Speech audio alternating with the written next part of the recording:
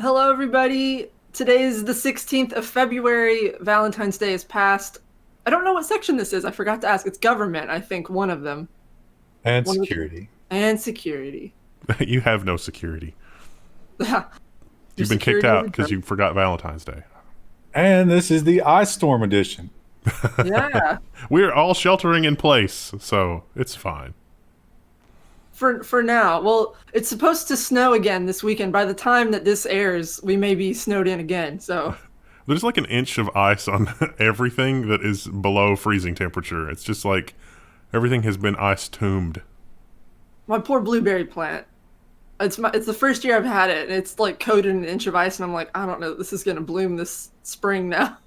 That's the real tragedy of this whole weather event. Yeah, not people losing their power or like not having heat, but my poor blueberry plant.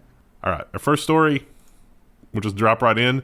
The U.S. has dropped its suit against California net neutrality rule, but ISPs are still fighting it. Oh, that's not Uh-oh. the first story. Oh, Yeah, I wait. was also That's confused not the for a first second. I was story. like, wait. My bad. We'll come to that one later. Its border agents can search phones freely under the new circuit court ruling. Yeah, that's we've had this kind of thing for a while. Like they've been doing it, but everybody's like, no, you can't do that. That's illegal.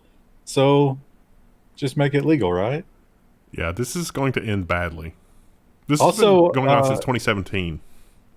I thought about throwing it in there, but then I got lazy and didn't do it. That map of what they considered the border to be, Yeah, it's remember 100 that? miles inland. Yeah. it's like 40 or 50% of the country, or maybe more than that.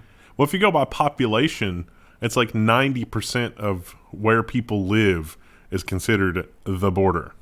It's amazing gymnastics is to like redefine words, but And it's yeah. also not just like, hey, you need to unlock this phone. It's like they can do the full Celebrite invasion based Yeah. on this. We're just going to copy all of your stuff, and there's nothing you can do. This is not American. This is not right.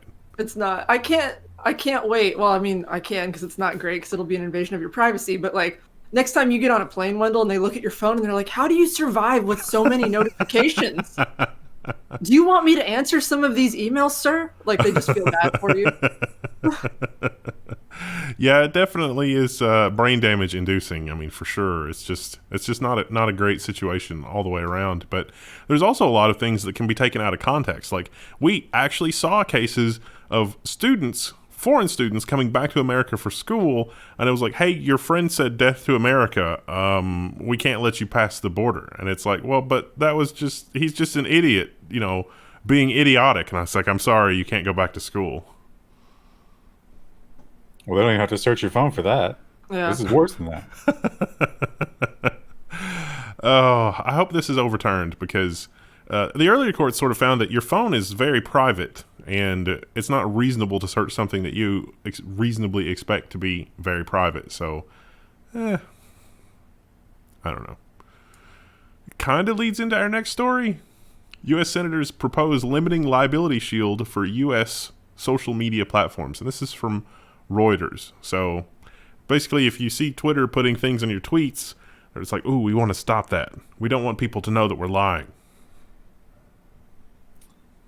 Yeah, this is the old 230 argument, which we're not getting the same level of attacks on 230 from the Biden administration, but it's still pretty bad. Yeah. We've got a story in the business section about Terraria with this too, where this kind of ties in. Not the Section 230 limitation, but it's like, I don't know that policymakers are not wrong. They're onto something with. It is weird that a few companies control, the platform, but it's also a private business thing. So it's not that it's unconstitutional. The Constitution wasn't meant to apply there. The Constitution was meant to apply to the government doing things, not private companies. So it's definitely an odd situation that's emergent from our technology. It's also, and some of them have thrown in little things like you have to earn a certain amount of money or have a certain amount of users or whatever, but it's taking these rules that only like a dozen giant companies are abusing, but they're changing the laws for everybody. Yeah. Yeah, it ultimately would have a negative impact. Like doing away with Section 230 ultimately would have a bigger negative impact on smaller companies than larger companies. But historically, that's how business is done in America. You lock up a business segment and then you write laws so that nobody can deal with that business segment again. It's really a pretty simple formula. You know what we should do? We should start an app that doesn't do anything, but it also doesn't record any data. And then when we get to the point where it's like carbon credits, where we have like privacy credits, our app that does nothing will just sell those credits. I think Apple might be way ahead of you on that one, but we'll get to that in the business section. Could be wrong. I don't know. The other thing with the Biden administration is, remember the whole TikTok forced sale? It's like, Walmart and Oracle can band together and buy the U.S. subsidiary of TikTok. Well, Bloomberg says that's on hold because, I think this is sort of the Biden administration wanting nothing to do with any of Trump's legacies, but at the same time, wanting the same thing that Trump wanted. So they have to be like, well, we're going to look at this, but ultimately it'll turn out to be the same thing. I like Futurama. It's like, this goes too far. This doesn't go not far enough. And it's like, oh, wait, they're saying the same thing. It's not great. I saw an ad for TikTok last night on the television. Oh, what were you watching? HGTV. That seems like a weird crowd to be pulling into TikTok, huh? Yeah, I guess that's like the blank spot for them. They're like, oh, it was an ad for like doing dances and stuff, and I was like, are people who enjoy doing dances online and people who are looking for home renovation tips, isn't that Venn diagram just two circles? Well, Krista, do you like doing dances? I mean, you're the prime candidate here.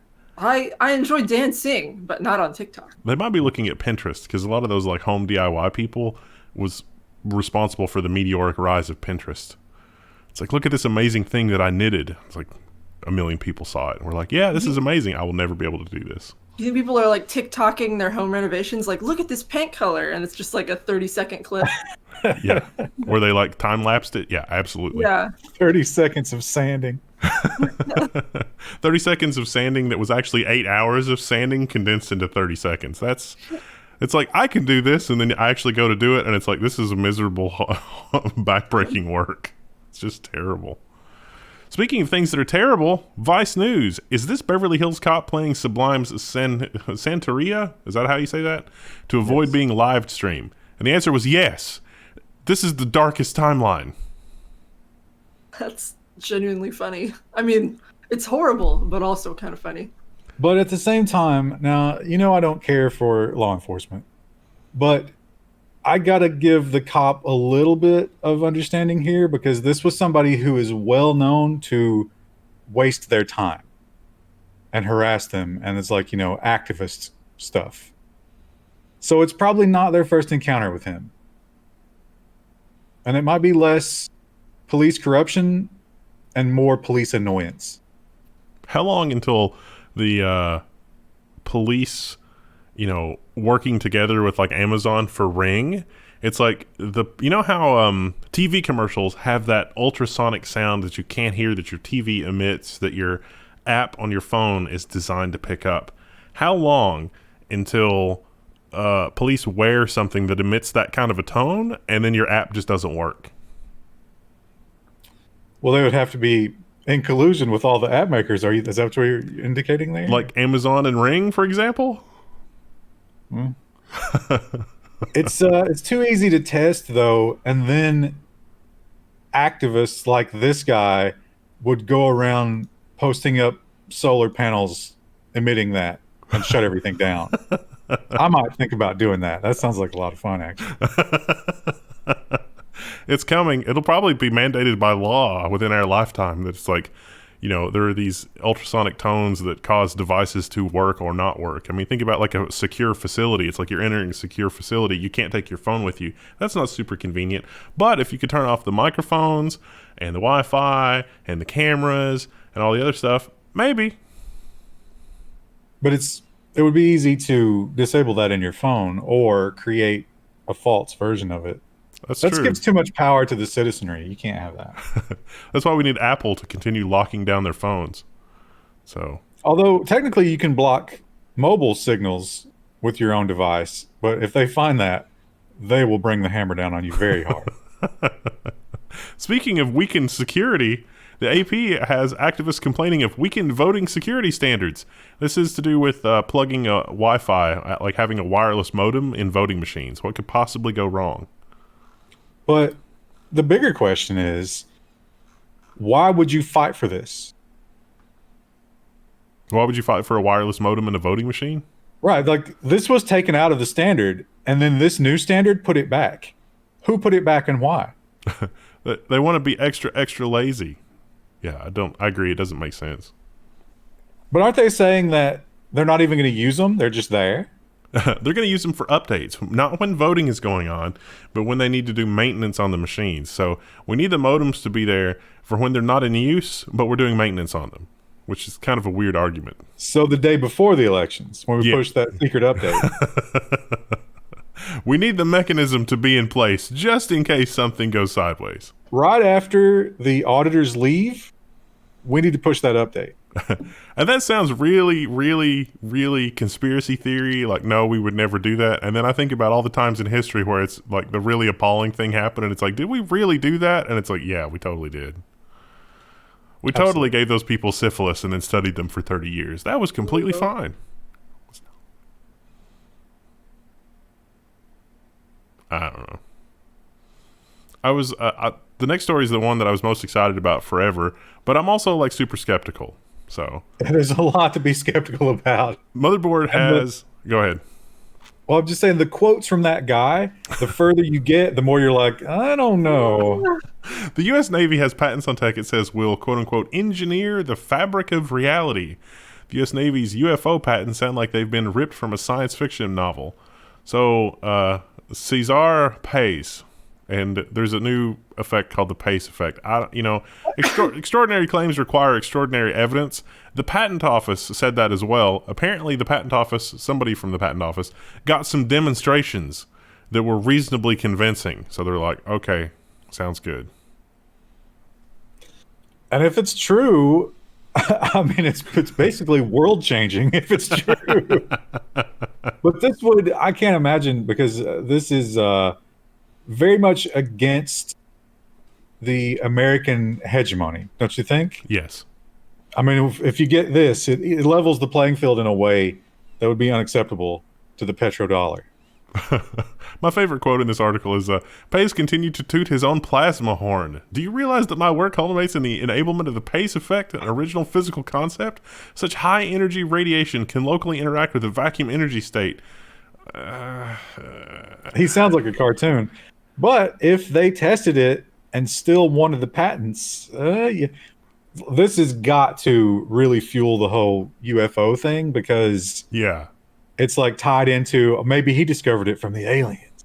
Yeah, it just doesn't seem like we would get this kind of a breakthrough from this vector unless it was, recovered spacecraft material from an extraterrestrial origin. But could it explain all those UFO footage things that we've seen we saw recently? this year? Yeah. I don't know. It could also be a really giant honeypot. Like, they're just baiting the Russians or the Chinese to be like, we're going to put all this really awesome sounding science on this server located at IP address, 127. Just to see what happens. I don't know. There's something more than meets the eye going on here, because this can't just be a disinformation campaign. But at the same time, I don't know that these things really exist. Could be a recruitment campaign. Yeah, it could be. It's like, I want to work on that. Okay, well, help us build it. Oh no, the technology was lost. Oh, you've been reassigned. Yeah. I tried to find something similar that happened like this historically. There were a few things that came close around cold fusion, like cold fusion in the 1960s. And it was like, cold fusion's just around the corner. But the answer was, it's more complicated than that. The big conspiracy theory one is that guy who supposedly had the car that was splitting water. Yeah. Which doesn't seem like that's not, water is already burned hydrogen, so it's not gonna, I don't know, it's just, it didn't really work out that way. The Farnsworth some fuser. people say it did, and they say he was killed for it. Well, I mean, I don't know. That one's a little, my personal favorite is the Farnsworth fuser. The guy that did TV actually also invented fusion. but it doesn't produce more energy than it takes to set up the fusion reaction. So it's actually pretty easy to build a Farnsworth fusion reactor. There's actually a whole hobby club around doing that. But yeah, it puts you on a list, but it doesn't really do anything useful. So I don't know. And now we come to the other story that's not really anything useful. U.S. drops its suit against California net neutrality rule, but ISPs are still fighting it. So this is remnants of Ajit Pai is what this heading could be filed under. Yeah, there's not really much to say about this. I mean, they're, like I said before, they're tearing down everything that Trump did. And this is an obvious one. Yeah. California wants all traffic to be treated equally. So they want your ISP not to be able to charge Netflix when you watch Netflix, which seems reasonable to me.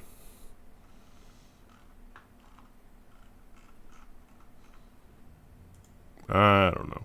Microsoft to add nation-state activity alerts to Defender for Office 365.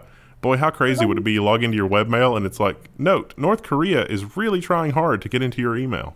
Do you feel a little bit important if that happens to you? Probably a case of mistaken identity. Do you screenshot that and tweet it?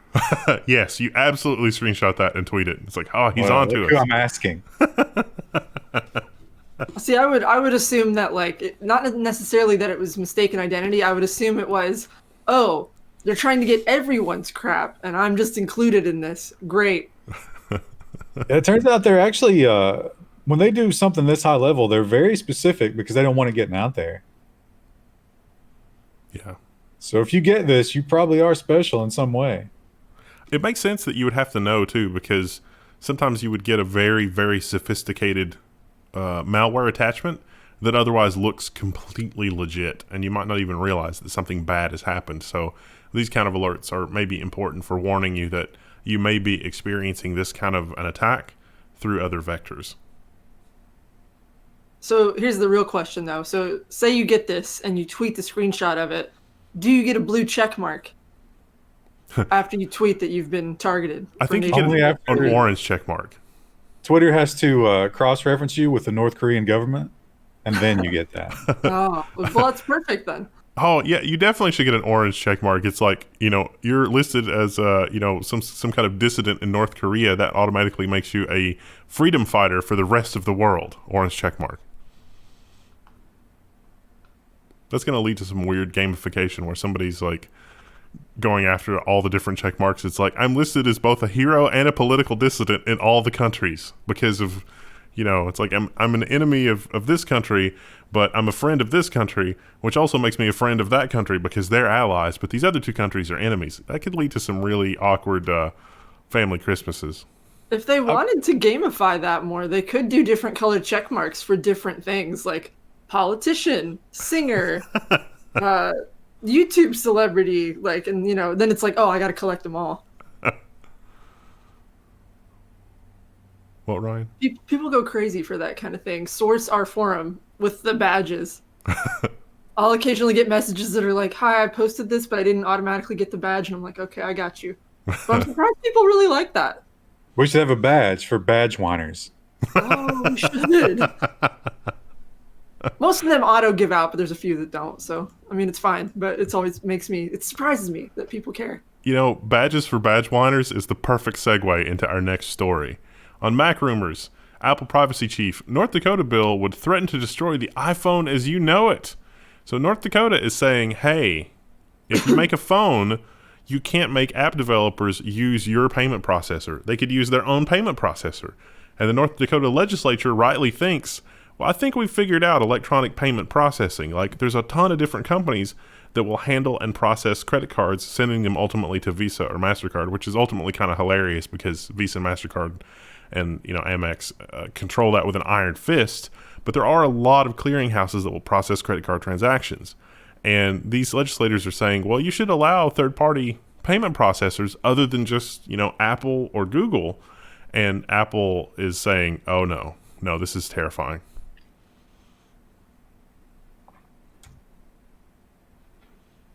Apple doesn't like it.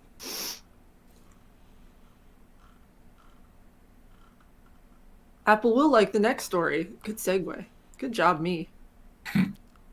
What? Oh, I did a segue.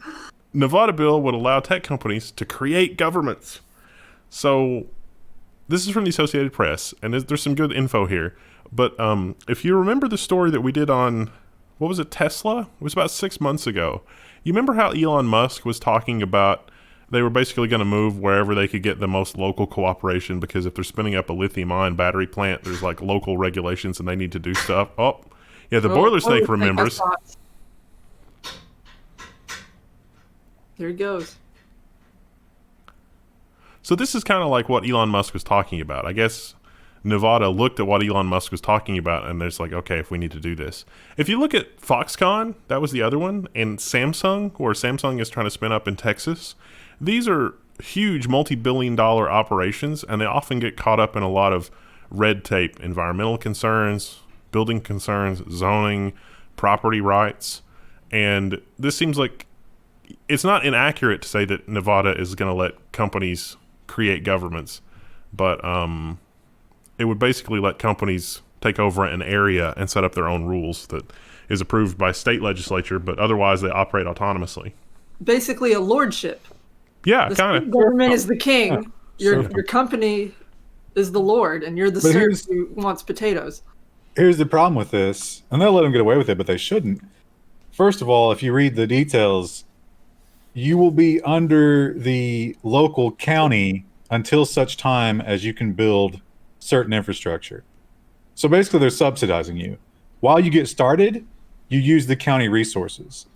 But when you get autonomous, you cut yourself off and you take over local government.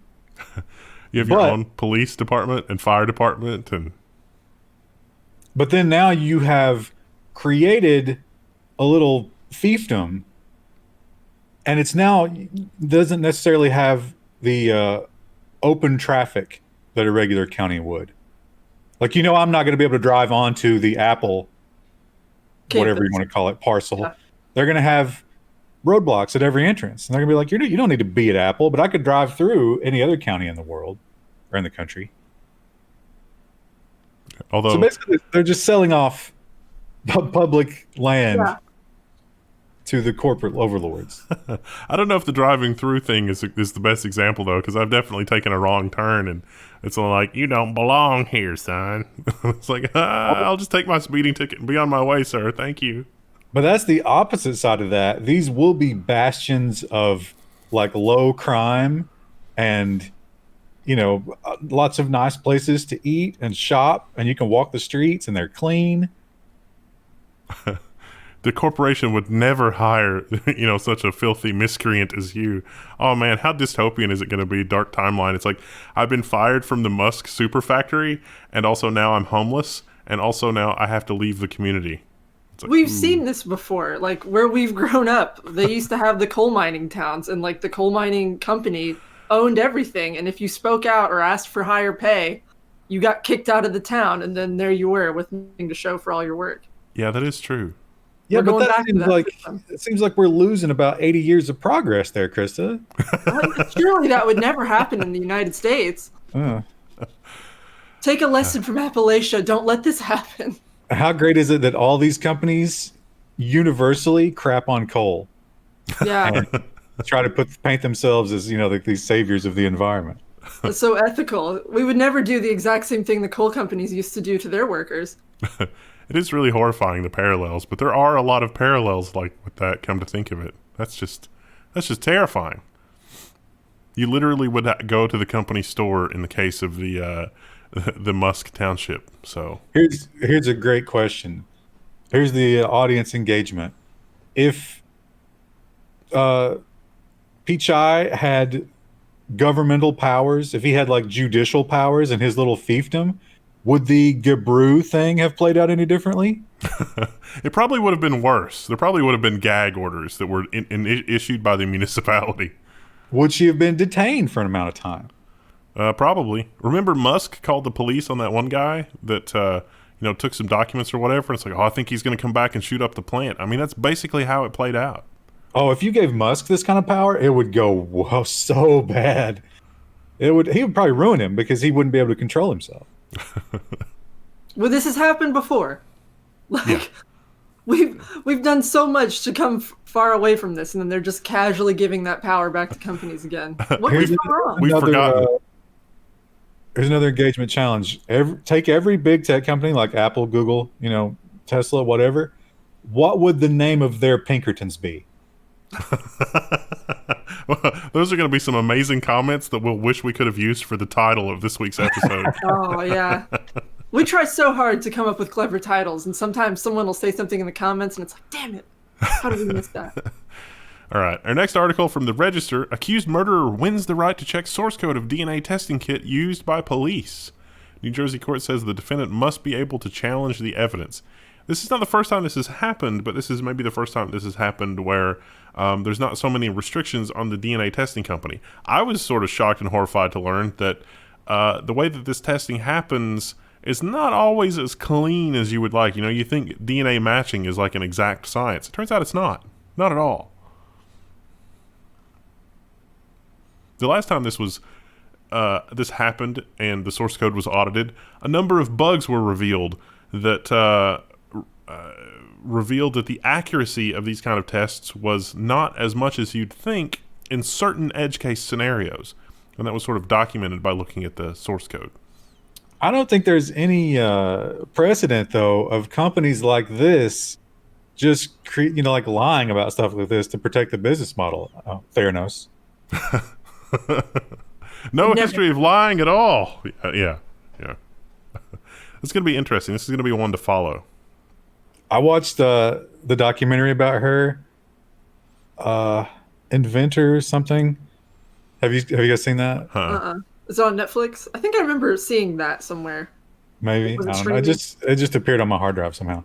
But I'd never heard her speak before. She has the deepest voice. Have you heard her speak? No. You gotta watch that because, she's this pretty girl and she's small and she gets on that stage and she starts talking and they're like, "Whoa, what's going on?" Is it like Dr. Girlfriend from Venture Brothers? It's not that bad, but it's as bad as you would expect that to be and still be realistic. Wow. Speaking of unexpected voices, I don't know, segue. The Guardian has the article about Beijing blocking access to the Clubhouse app after a surge in user numbers. So if you don't know, the Clubhouse app is about voice chat, and the great filter of China doesn't really deal well with voice chat and censoring things. So they're just blocking it. Unfortunately, I just discovered that Clubhouse is iOS only. No! Bummer. We were going to do it. We're going to try it out. But luckily, it seems like every tech company in the universe is killing themselves to get their version of it out because it's hot for 10 minutes. We'll talk more about that in the business section. Facebook has already mobilized all their developers, so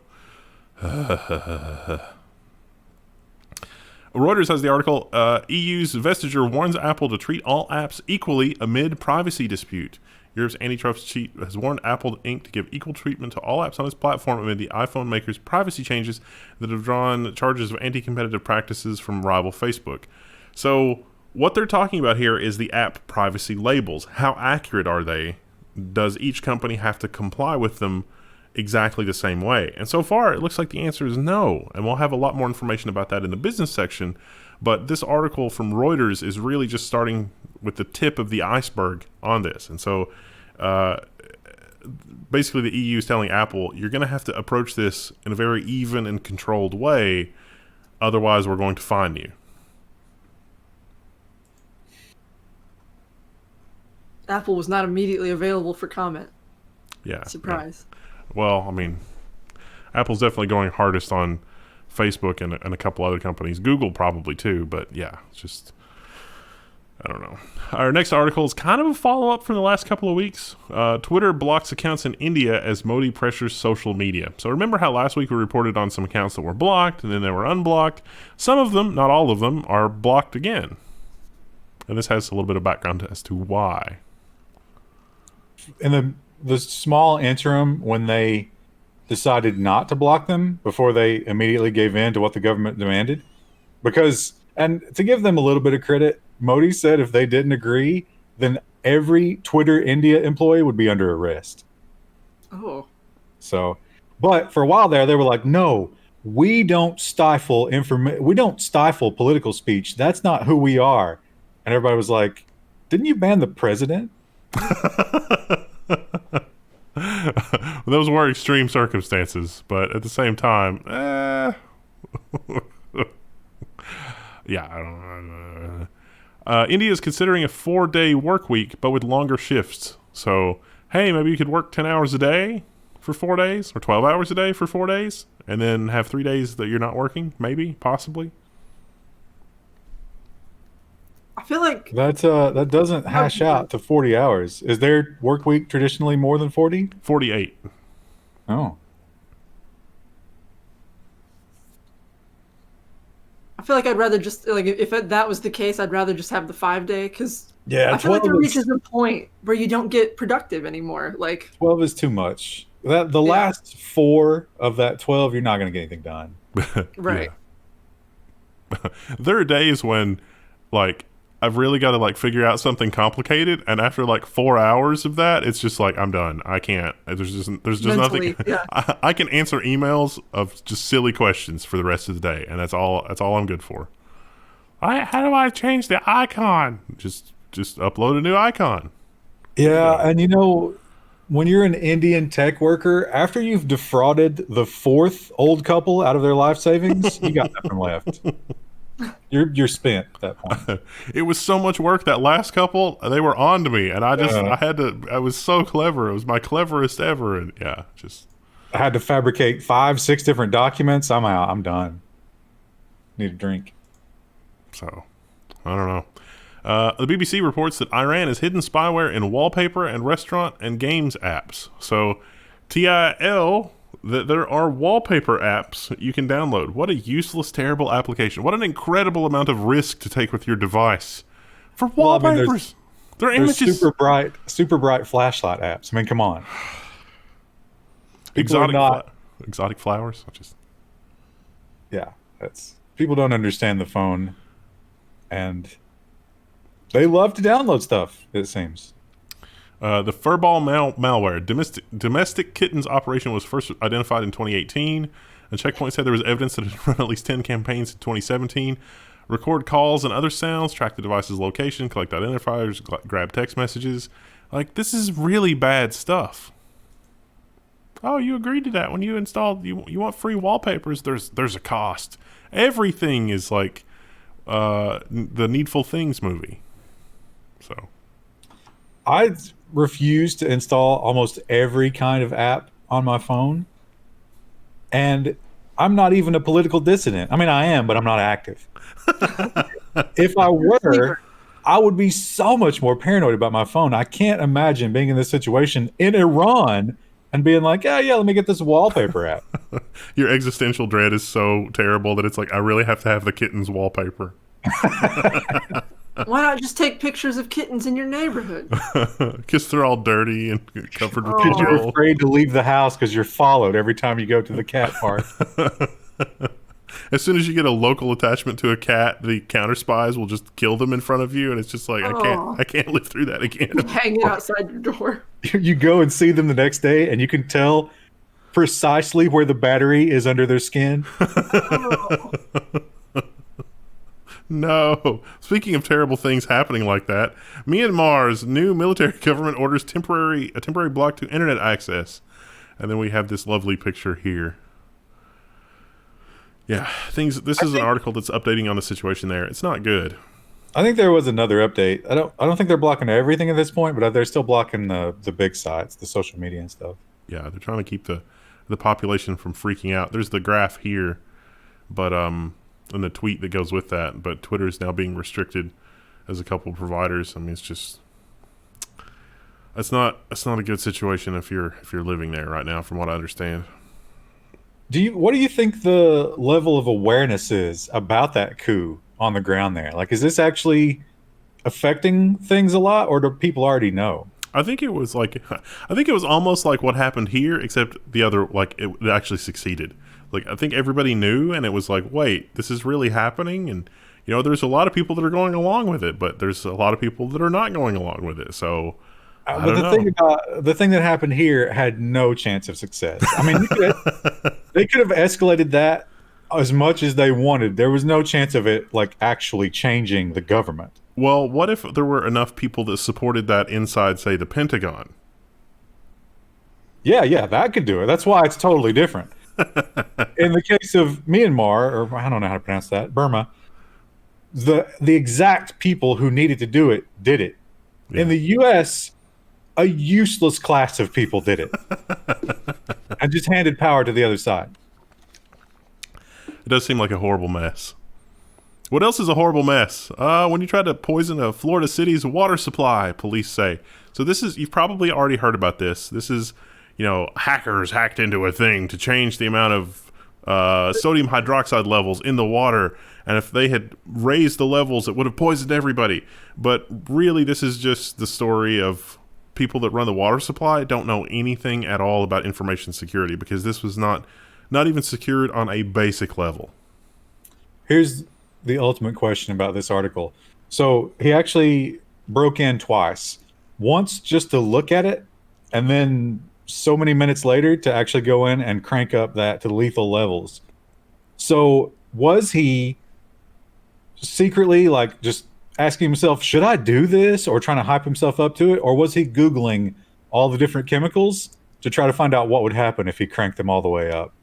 Yeah, they were probably just like, is this a game? Is this like a farm simulator? Let's see what happens if I turn this number all the way up.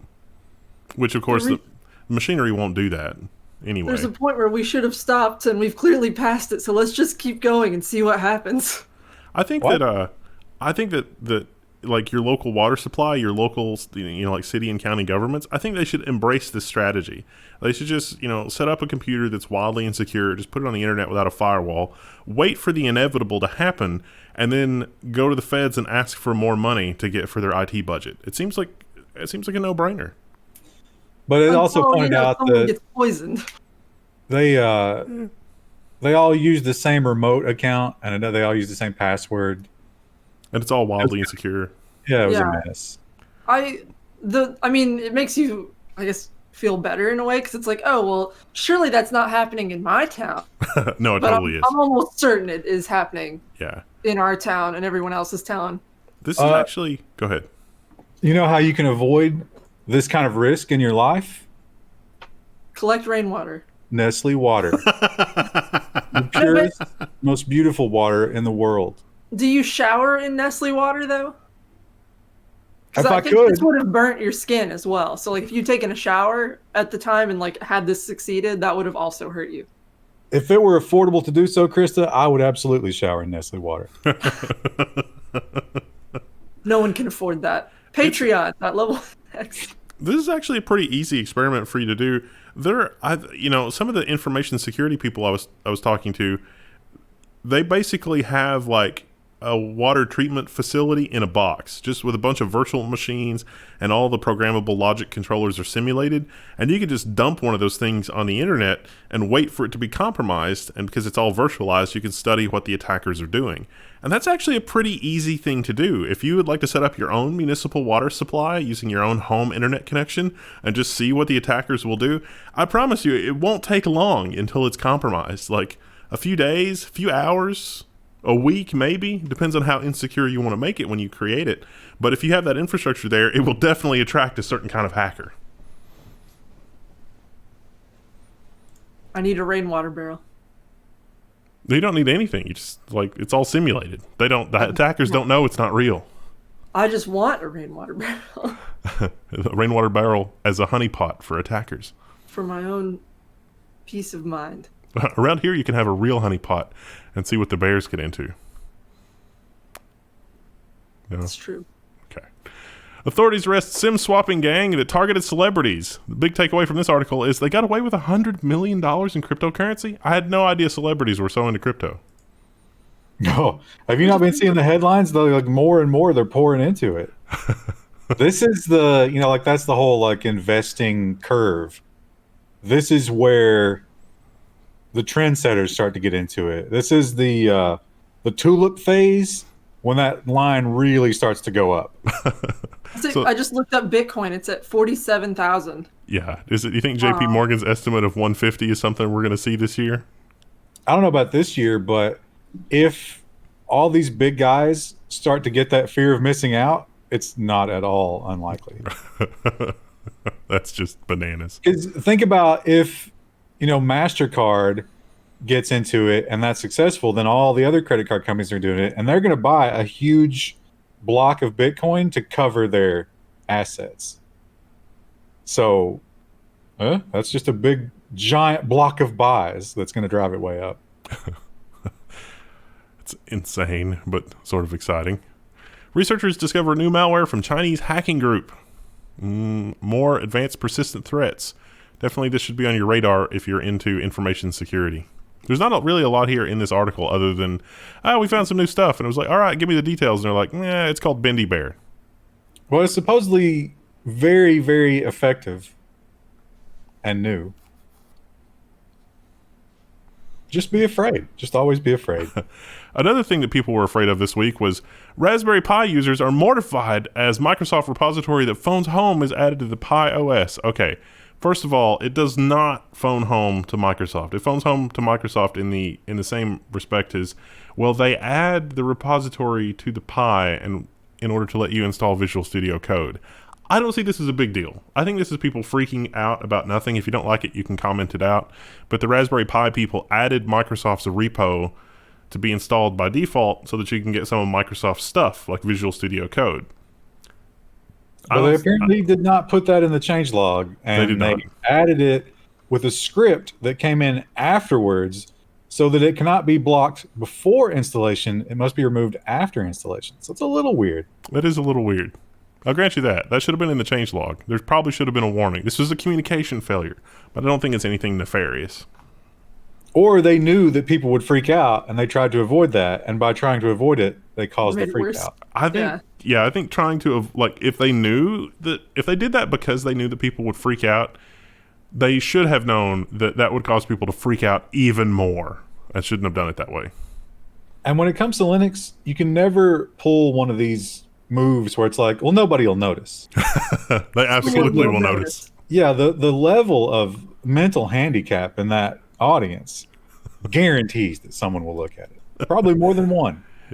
Listen, I can't update the packages on my Arch installation because I have to go through line by line at the thing, seeing what it does, so that it's like, and even then I'll still miss something. It's like, it shouldn't have done that. Oh yeah, no, it totally does that. Oh, the person who wrote this script was just really super clever about how they did it, and I didn't immediately realize what it was doing. Yeah, it's fun. You know who else had a bad week? CD Projekt Red. Game studio discloses a ransomware attack and an extortion attempt. Well, I've got bad news for you. That source code is already on sale. At least part of the source code for Cyberpunk 2077 and Witcher 3 is already for sale. The opening bid was $1,000. I think they did the right thing. Do you think that there's any chance if they would have paid, they would have stopped that sale? No, not a chance. It might have been a little bit more clandestine, but it would have shown up on the public internet within a couple of years for sure. How long until a pirate copy of Cyberpunk contains that Iranian malware? They might actually be okay because the good old games version is DRM free, and so I think the market will have. There's no value in offering a quote unquote DRM free version of the game, so. They might actually dodge a bullet on this one. That would be funny if that became the way to avoid that kind of ransomware. But the other game companies would never follow suit. It is funny. There was a game that was released that it had a lot of performance issues and weird glitches, and eventually they released a non-de novo version. The de novo being the DRM. They released a non-de novo version of that game, and it was like 20% faster on all machines, and all the glitches were gone. And I'm hoping that's a lesson learned for everybody. But we've seen those stories for 15 years. How long has Denuvo existed? Well, this was a AAA title that was only out for about a year before they just got rid of it, and then everything was better. They're not going to stop doing that. They've said in those press releases and the investor meetings and stuff, that first week is really the only thing they think about. Yeah. Speaking of tracking and wanting to know everything about you, what about browser favicons that can be used for undetectable supercookies to track you online? If you're not familiar with Supercookies, that's a rabbit hole that I've just introduced you to that you could Google on for hours. It's a lot of fun. Literally built Supercookie code before for analytics tracking. Don't feel good about it, but it works. It's great stuff. This is just using favicons. So these are holes in your browser's incognito mode that will let advertisers and other people track you across the VPN usage, across different browsers, across incognito mode, you name it. This particular one is a hole that is based on caching favorite icons, which seems to bypass the incognito mode. Neat. Well, they could store. They know that if you are hitting them for the icon, that you've not been there before. And then if you are hitting them for the icon, they could simply rename the icon that goes into your cache so that they know that it's you when you come back again. Yeah, they can also read the pixels from the favorite icon and extraneous data and store your tracking ID in the pixel, like in the actual favicon. So everybody gets a unique favicon, and if you show up somewhere, it's like, oh, here, we can read that with JavaScript. It's fine. And I don't think there's currently any way to get around that. I'm sure somebody's working on a browser plugin as we speak. It's probably going to be a while before this is fixed on iOS because Google still hasn't really pushed any iOS updates to their apps. Whoops. It's pretty egregious. All right, that's it. What do we got coming up for tomorrow?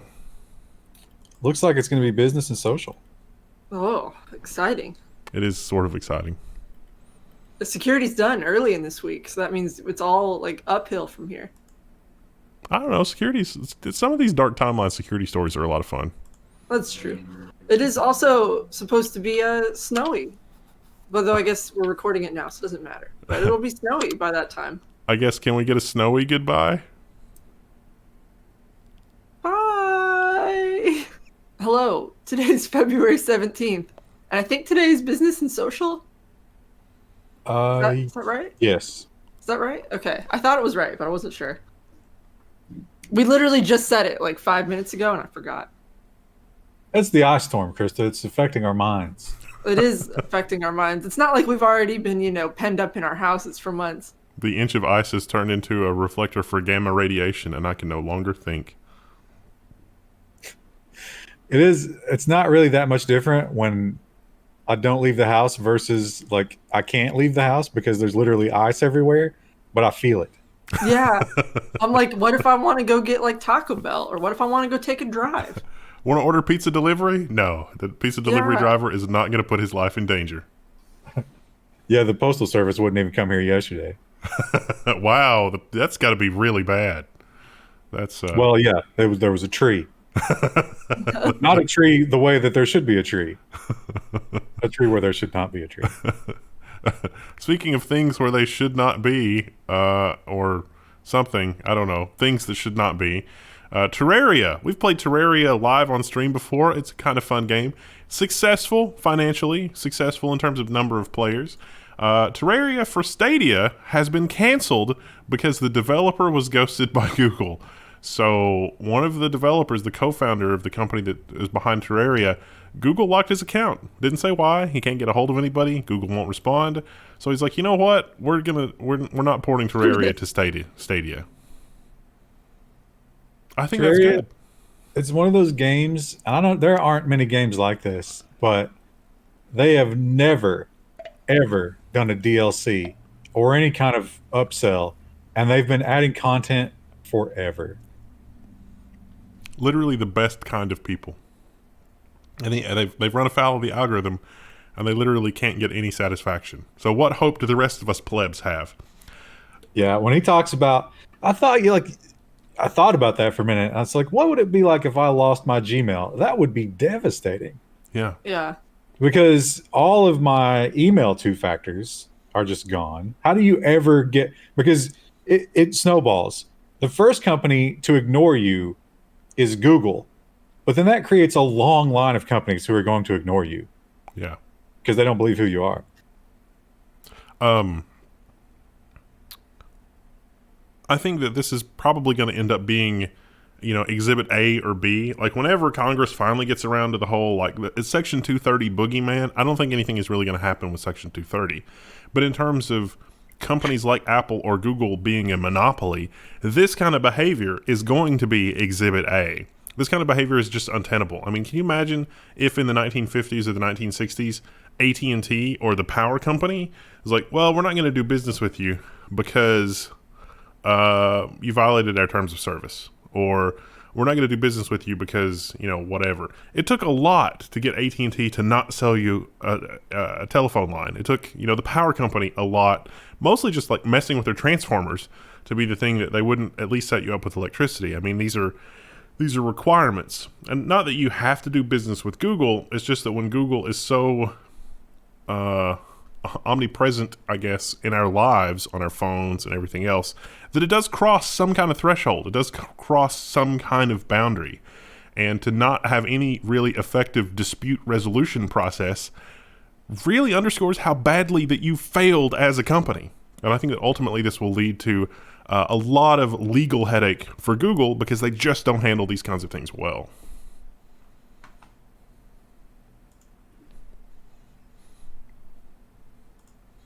Reuters, Mastercard is going to open up the network to select cryptocurrencies, which has led the cryptocurrencies to record highs.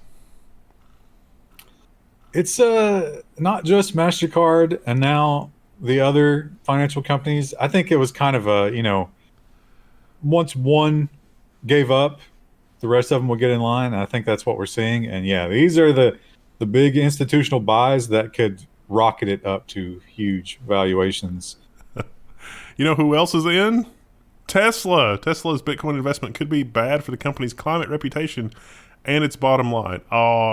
Tesla invested $1.5 billion in Bitcoin. But they didn't really announce this. Didn't this come from an SEC filing and then they were asked for comment? So they didn't really draw a lot of attention to this. I'm pretty sure he tweeted it.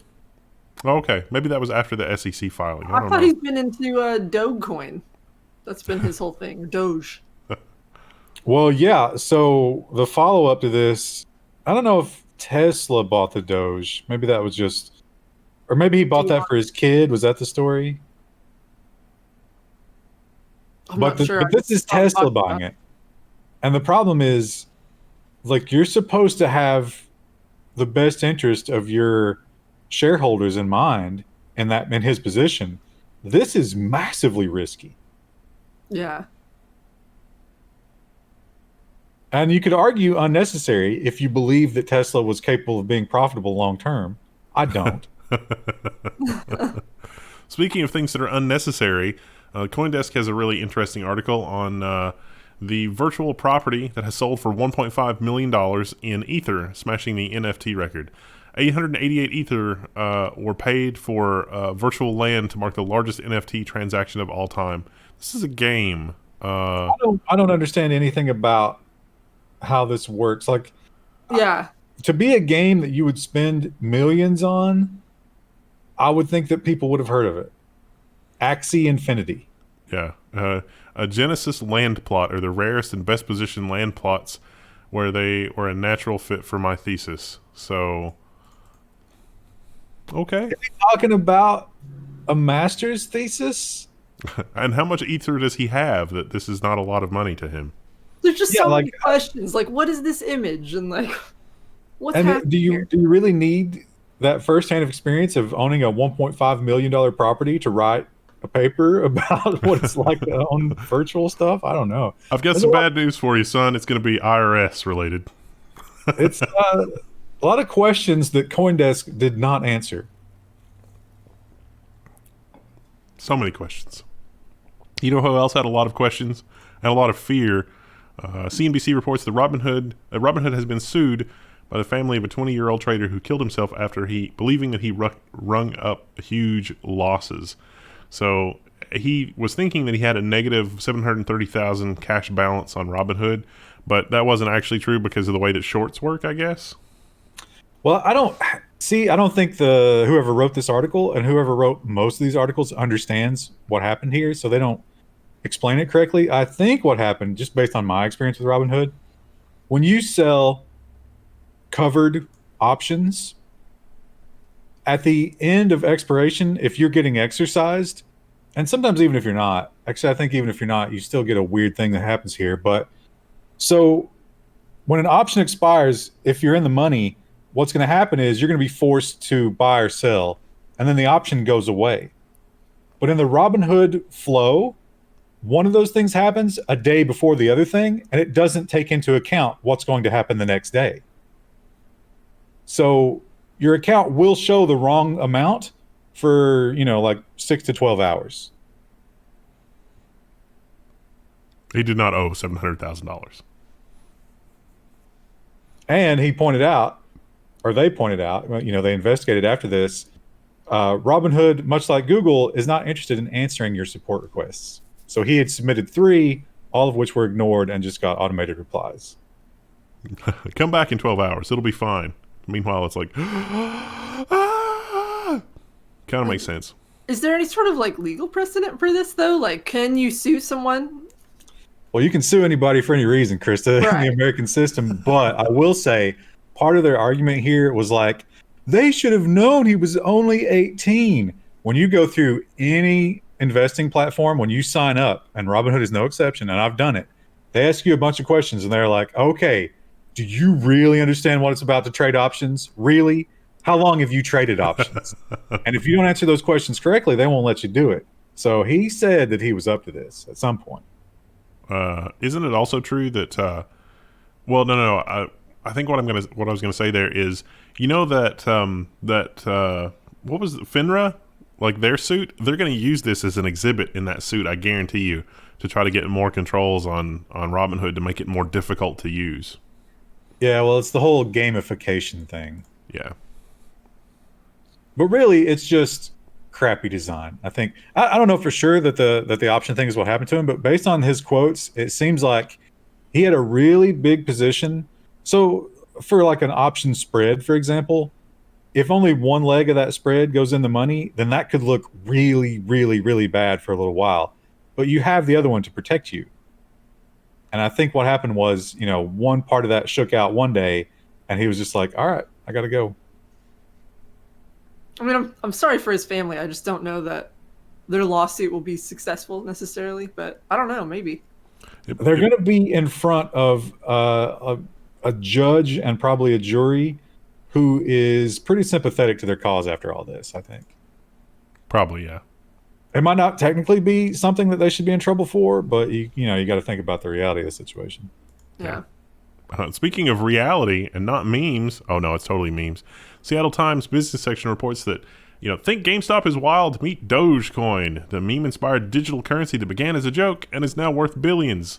It was worth less than 0.3 of a cent, and now it's, hovering around 5-6 cents. So if you had a lot of Dogecoin from back in the day because it was a meme, it's probably worth something now.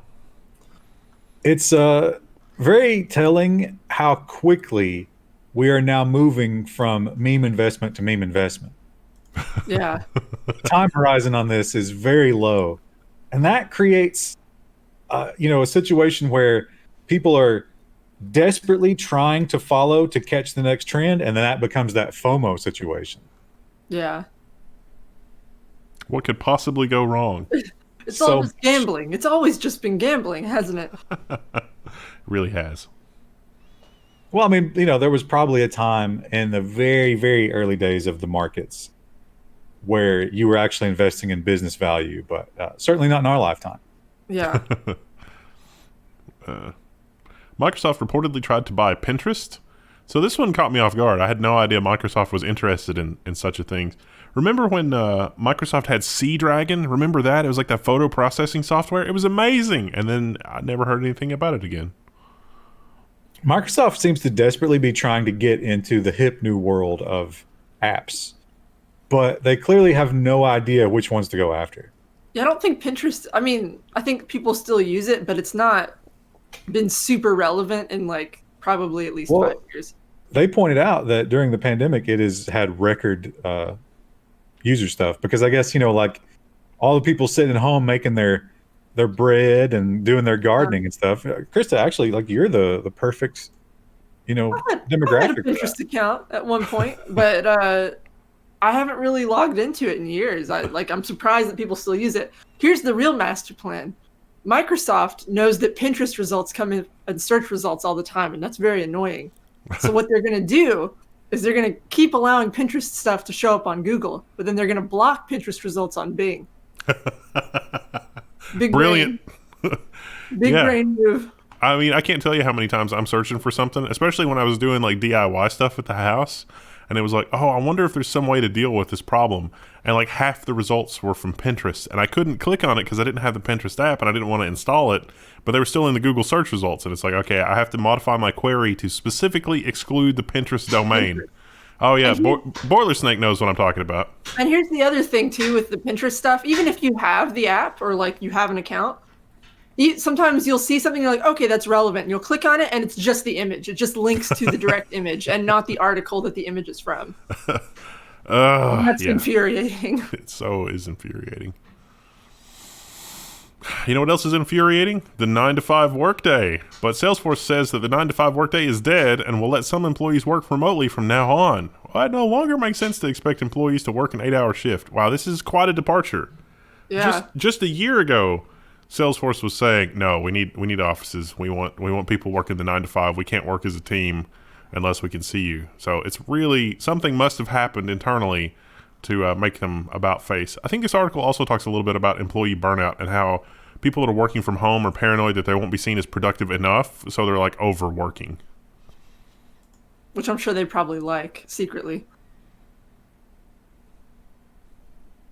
I don't know. Switching gears, I guess, a little bit. PC World. This is one of my favorite articles forever. Good job. Intel benchmarks to say that Apple's M1 isn't faster. Let's reality check the claims. Basically, they went point by point. Intel did, and PC World is going point by point here in Intel's response. The summary is, the Apple machine is using less power, and it runs cooler. And they point that out because acoustically the M1 is a lot quieter. Apple really has done something incredible here, and Intel really probably should be embarrassed. Do you think Intel feels shame anymore? No. I don't understand what, like, Intel's got to get their stuff together. I mean, they just have to you can't make big sweeping changes quickly. This industry takes years to turn stuff around, and it may already be too late. I don't know. It is really interesting that Intel is trying to go to the mat for benchmarks because that's not something they've done historically. And I don't know that they really understand how they're responding to what Apple has done here. I mean, a lot of the magic in the M1 is the tight coupling of the hardware and software. And, Microsoft and Intel have tried to do that with the Surface.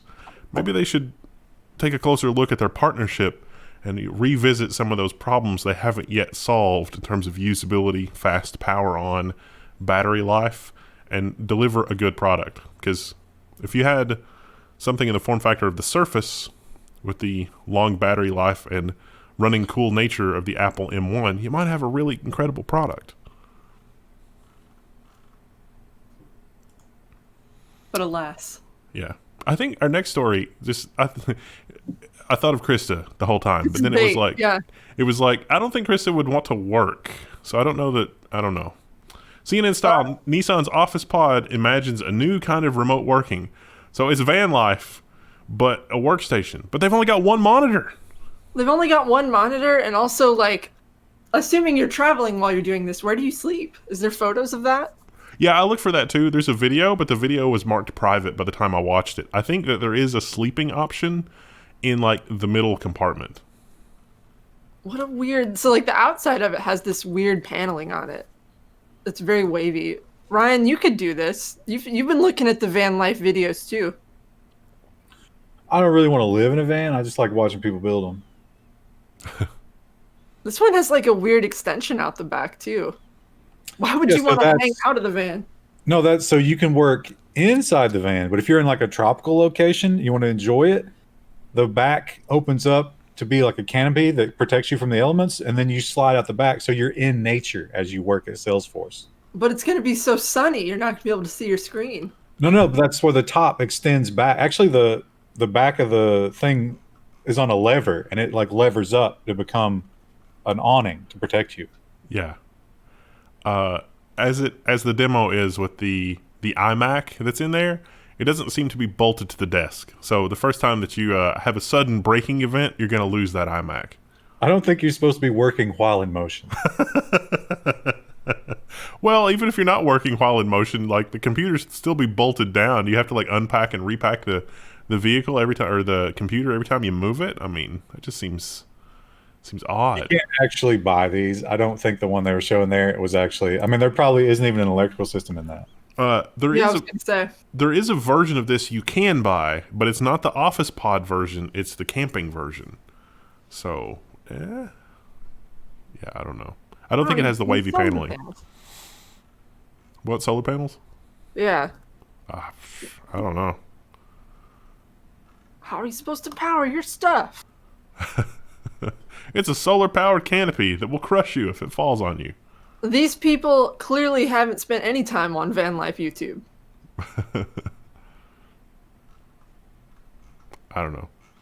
It just seems really dystopian that it's like I'm going to climb in my van and drive somewhere and then work by sitting in the back of my van. It's like I'm going to really enjoy the beach on Hawaii and just, pull up in a van, and it's like, what you doing? I was like, I'm here at the beach, but I can't really enjoy my time at the beach because I'm working. I'm working and answering some dumb emails. Yeah. One time I took a hike up to this beautiful overlook, and it overlooked all the forests and the trees, and you could see the next town over. And I look over and there's just some guy on a laptop typing. I was like, did you hike all the way up here with a laptop just to write? I don't... Listen, I needed to go for a hike, but I was on call, and I happened to get an email on call that I have to respond to. I'm just typing up here. It was weird. I've been there. I've been where that guy is. It was strange. It's fine.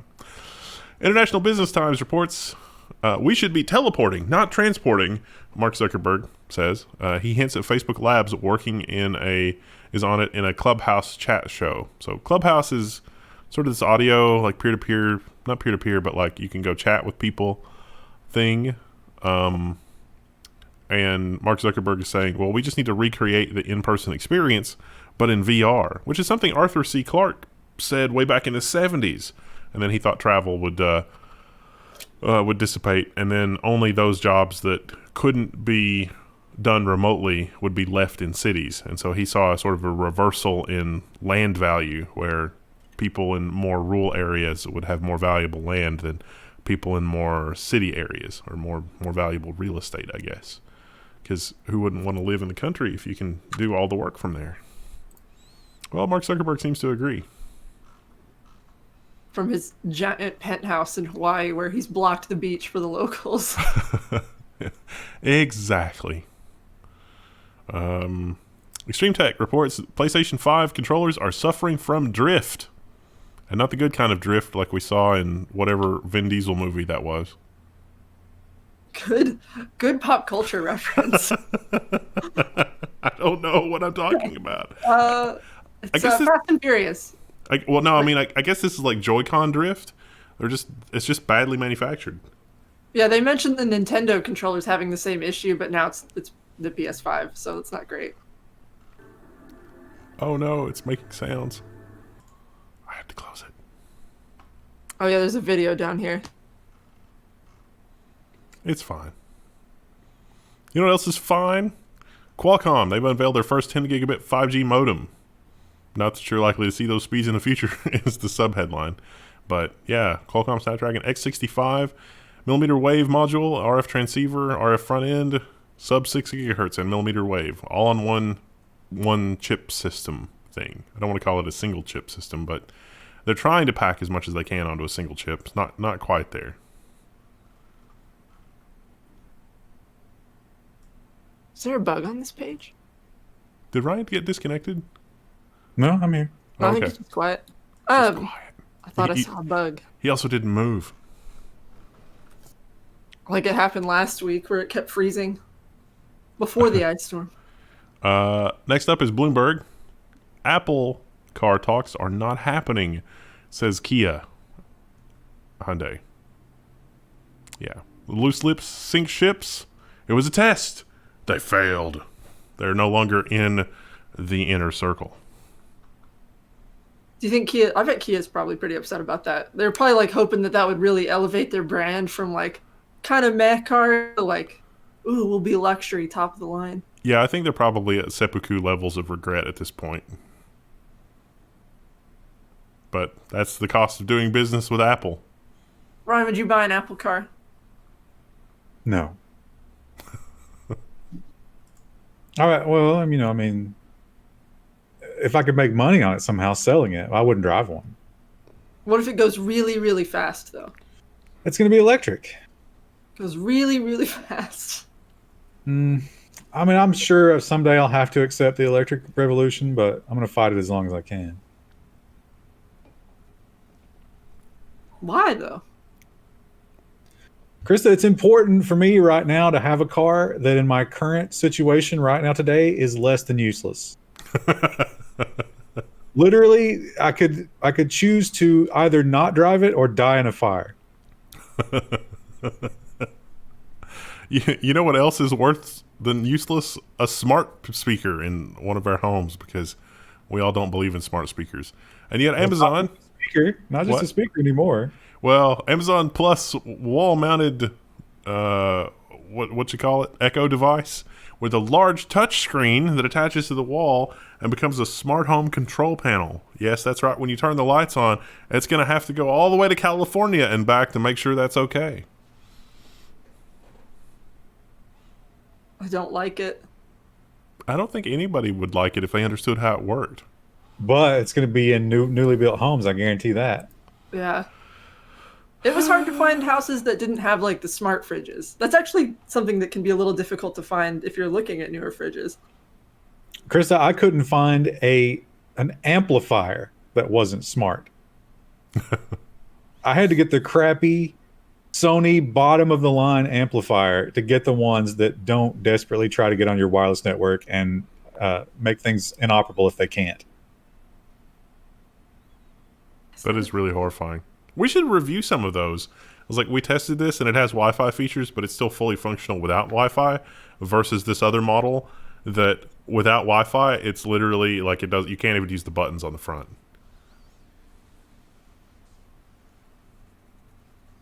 That is really horrifying. Our next product is also really horrifying. It's no surprise that this absolutely obscene 7-screen laptop has a 1-hour battery life. Well, yeah, look at all those screens. Kind of ridiculous. Very expensive. This might have more screens than I have on my desktop. This one is 3D printed. This is not a production model yet. That is a very specific use case, but it is cool. It's a prototype. Yeah. How does it fold up? Is there a photo of that? Yeah, there's if you Just scroll down to the bottom. Oh, look at it. It's got like the Velcro straps. It's pretty thick. Thick. That's what, like 4 inches and some change? Yeah. And 26 pounds? Yeah. Oh, it's not ultralight, chat. That's like both of my cats. If you had to travel somewhere to fix something, though, and you hauled that out, it's like, whoa, this guy's serious. Yeah, they'd be impressed for about an hour. I got to plug in, guys. I'm sorry. This would also not be possible to use on the airplane. Unless you could, I guess you could use it with only the one screen and like don't extend any of the other screens. If you didn't care about your neighbor's like elbow room, you could absolutely use it on an airplane. What about the screen that's mounted in the wrist area? What's the purpose of that? So you can accidentally mash it with your wrist while you're working. I don't know if that's a touch screen. You're definitely going to get it dirty. Weird. I wouldn't mind, like, if it was just the two. That would be nice, but it seems excessive for a laptop to have that many. Yeah, a lot of people do actually travel with a travel monitor. There's like a USB-C travel monitor kind of thing. Yeah. But I don't know. Our next story I alluded to earlier in the government section. It was I checked Apple's new privacy nutrition labels. Many were false. So that they tested one of the applications here. What was it? What was the application? I've lost it. It was something that satisfying slime. Yeah. Yeah, it certainly would have no reason to ever track you. But it turned out it was tracking you, and Google and Facebook Analytics had a unique advertiser ID. So even in the Apple label, where it was like, no, there's nothing in here that's tracking you, the journalist here was able to take the application apart and determine, oh no, in fact, it is actually tracking you. So the nutrition labels or privacy labels are apparently not super accurate. This is going to have implications for Apple in the European Union, as we reported in the government section. Probably also here in the U.S. for antitrust action. And Facebook is going to latch onto this like one of those face huggers from the Alien movies. Is that, I mean, it's not good, but like, is that really necessarily Apple's fault? I guess they do vet most of their apps, so they should know. No, they don't. See, that's the thing. He also dug down into the fine print and found this information has not been verified by Apple on every one of them. Yeah. In the fine print, it's just like, it's up to the app developer to tell us what's up. And he found several that were lying. Like, he easily found several that were lying. Is that enough to give them, enough immunity with the EU where it's like, well, we said that it was the app developers' fault, so go after the app developers? No, that's going to hurt them with the EU, because the question isn't going to be, did you word this correctly? The question is going to be, are you an antitrust situation? Yeah. I think this lends more to yes. You're going to have to allow third-party app stores, Apple. I'm sorry. You're gatekeeping, but as the people pass through the gate, you're not even looking at their credentials.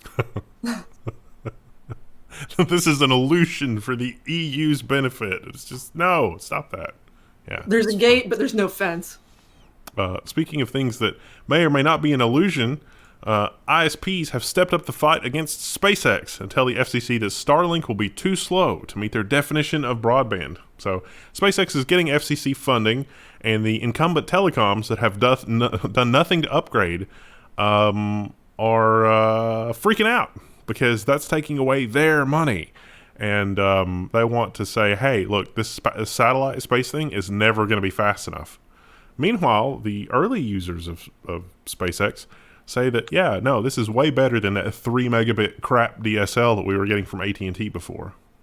But they know that. Their argument isn't even based in current day. Their argument is eventually, when there's so many users, the saturation is going to be so bad that it's going to fall below. So we shouldn't give them money now. It's so transparent. And I'm like, why would you be so transparent about clearly trying to hold down a competitor? But I guess the FCC probably doesn't care. Because it's not supposed to be the FCC's competitor. The FCC is not involved here. No, I'm saying the ISPs. Like, why are the ISPs trying to hold another? Like, they're being so transparent about trying to hold Starlink down. My favorite. Go ahead. They can get away with it because they control the FCC. Yeah, there's part of me that's, I'm pulling a Wendell here where I'm like, please, no, like that, surely it can't be that obvious. Like, they're not being that transparent. They can't be that hideously evil, but they are. Their best argument is that this is unnecessary because there's going to be fiber everywhere. And it's like, my dudes, you promised there was going to be fiber everywhere by 2003. You literally were saying that a rural outhouse in rural Nebraska, where there's only like one person per square mile, is going to have a fiber optic connection. And that was going to happen by 2005 at the very latest. So you guys have already screwed the pooch. It's not happening. You've given us no reason to think that it's going to happen. Deal with it. And yet that probably won't happen. They'll probably be like, oh, maybe you're right. Yeah, in 2050, that outhouse still ain't getting fiber. You remember the 90-year-old man that took out the full-page newspaper ad last week?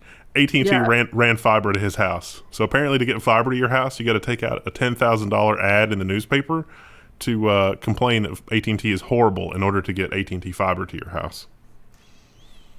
Aren't the estimates to have that done like pretty pricey? Maybe that's worth the $10,000. Yeah, usually they'll charge you a lot of money to do that. But once it's there, they're only charging them $45 a month for the first year. So I guess $10,000 plus $45 a month is not a terrible deal. Although you got to think at 90, he's not going to be around to enjoy it all that much longer. Yeah. How much traffic? That first day, how much traffic to Pornhub was there? Gigabytes, which would have taken weeks to download on his previous connection. And they were all teen videos. He couldn't even get videos before. It's just, he had to deal with just JPEGs. Blocky, awful JPEGs. He's been reading his porn for the last 10 years. Reading weird fanfic. And Facebook is said to be building a product that will compete with Clubhouse, as we've been hinting about in some of the other stories. So this is pretty much standard MO for Facebook. Anytime there's anything that's remotely popular, Facebook says, oh, we should build that. It's an audio chat product. That's it. That's the whole story. I thought they already kind of had something like that with Messenger. You mean the mobile phone? No. The thing with Messenger is you can leave voice messages for people. So it's kind of like voicemail. I've never used it, but it seems like, why waste your time? But I guess they'll do it. Clubhouse is more like a group option, a group voicemail. But it's not really voicemail. It's you're chatting in real time, or you're talking in real time, and they're chatting. So it's a little different. Or, as they called that in the 80s, a party line. When we had the exact same technology. Yeah, pretty much. Speaking of other Facebook platform changes, Facebook has announced that they are going to start showing some of its users less political content. That's it. They just do that for all users? Like, yeah. Why just some? It's important to note that we're not removing political content from Facebook altogether. Our goal is to preserve the ability for people to find and interact with political content on Facebook. We're just going to de-emphasize that in the algorithm. What, Ryan? Oh, I was answering Chris's question. They plan to eventually roll it out to everybody. They're testing it right now. Oh, okay. They're testing it to see if it really negatively impacts their bottom line, which, unless they can find something for people to be even more outraged about, it's going to impact their bottom line. Well, also, you're going to have both political parties claiming censorship and coming after them. So they have to see how bad that gets. Yeah. It's turtles all the way down. It really is. It's really just it's kind of sad, really, that the things that we're most interested in as human beings are the things that make us angry. And then the algorithm is like, let me show you more things that will make you angry. And it's just You're like, getting ready to go to bed? Do you want to see something upsetting? Yes, obviously. as Ryan says, it's like, oh, well, before you know it, it's hate nap time. Speaking of other things the algorithm does that's kind of funny, Instagram says its algorithm won't promote reels that have TikTok in the watermark. So yeah, I think they're feeling the fact that if you're engaged with one app, chances are you're less engaged with another app. So if you're having your fancy tickled with TikTok, chances are Instagram's not doing it for you anymore. They just want to stop the bleeding, I guess. Yeah, that's kind of like how we upload our Twitch videos to YouTube. Nobody watches them on YouTube, but it doesn't take much work, so why not do another one, right? And they want them. It's like, no, you need to be making content just for us. Well, YouTube won't even bother to promote them, so it's fine. It's like, no, YouTube, I would like to be told when these people post content. And it's like, no, the algorithm doesn't permit it. You need to watch. You need to watch this video that's going to make you very angry. It's like, but I don't want to watch that video. I mean, I will, but then I'm just angry afterwards. I keep telling YouTube to stop recommending certain channels and stuff to me, but they always come back eventually. Yeah, it's because the algorithm. Yeah. BBC reports that Facebook has been sued again for losing control of user data. This is directly related to Cambridge Analytica. Facebook's response to this is kind of curious. Well, there's no evidence that we lost control of your data. The lawsuit is weird because they kind of accept the fact that their particular data might not have been lost, but they claim that Facebook wasn't keeping track of it. Maybe it didn't get lost, but it's not because of anything Facebook did. That's a weird argument to make. In most cases, you do have to show damages, right? Yeah. What's the damage? They've ran afoul of European law. That's what's. Yeah, I don't know. The needle haystack problem there. It's like you were harmed, but I don't know. It is weird. I don't know. New York Times has Facebook says it plans to remove posts with false vaccine claims. So something, you're getting chipped for 5G. That post is going to be deleted. And this already happened. One of the Kennedys has now been banned. I think that was from Instagram, but I mean, it's a Facebook property. What do they know that we don't know? Which, why are the Kennedys on Instagram? But I guess everyone is, except for me. Yeah, why wouldn't they be? Anybody who's in politics has to do that. It's not an option. We're always talking about the algorithm. I thought our next story was kind of interesting. It's from The Verge. Jack Dorsey wants to build an app store for social media algorithms. So you as a user, could actually pick the algorithm that's used to curate and show you content. It's an interesting idea. Yeah, but think about this. Because the algorithm, I would say, what it comes down to is not what people want to see, it's what people don't want to see. Would you agree with that? I think so. And it gets real dangerous real fast. And what people don't want to see will generally be, for the majority, the other political party. So you'll get to a point where you're not only pigeonholed by a political party, but you have a literal name for the thing that you are. And it's on your social media. And when you talk to other people, they're going to be like, well, are you a center right? Because I only talk to center rights. I think that the banana is the best fruit snack, and I don't want to see any posts that say anything otherwise. Chocolate-covered strawberries? No, banned. What about kiwi? No, banned. I only want to hang out with the people that believe that the banana is by far the best snack fruit. What could possibly go wrong? And then people will start making apparel and other indicators that they will wear. And then they will get into public conflict with other people who are wearing the opposite. Team Banana represent. Yeah. I don't know. Yeah, I don't know. There's a historical precedent here. And it'll only get worse because, it's that echo chamber where you're guaranteed, once you join this group, to only get more radicalized by this group. Guys, my best friend was super into strawberries. It's like, nope, they were degenerate. Yeah, it's like we banned them. I would love to start my own, curated algorithm, and get sycophants to join it and try to control them. That sounds like a hilarious thing to do. You got a Twitter account? Well, he hasn't launched this yet. I gotta wait. I think this in the olden days with the old media, this is how we end up with figures like Richard Simmons. Richard Simmons? Yeah, just went to the oldies guy. I don't think he controlled a huge rabid following. You've obviously not seen the Sweat into the Oldies videos. I mean, they were huge. But how many of them were there? Enough for him to retire comfortably, I think. But Oh no! Do you not know how it ended up for him? No. It was like one of those. Whatchamacallit, the guy in the wheelchair, Hawking. It was like one of those situations where he got old and his housekeeper was like controlling everything and beating him. Oh, that's sad. Yeah. That's not that took a turn for the dark unexpectedly. Mark Cuban is co-founding a podcast app where hosts can talk to fans live and monetize their conversations. Fireside is launching later this year. Sounds kind of like Clubhouse with a twist. World's worst logo.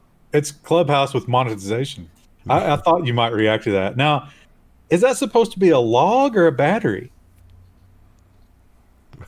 Deliberately ambiguous. The battery's on fire. That should be the Tesla logo, shouldn't it? My mind went to like a more sexual place with this logo, but please explain. It kind of looks like the flame is writing something, but maybe maybe my mind is just going there. You think it's like a cowgirl type situation? I don't know why.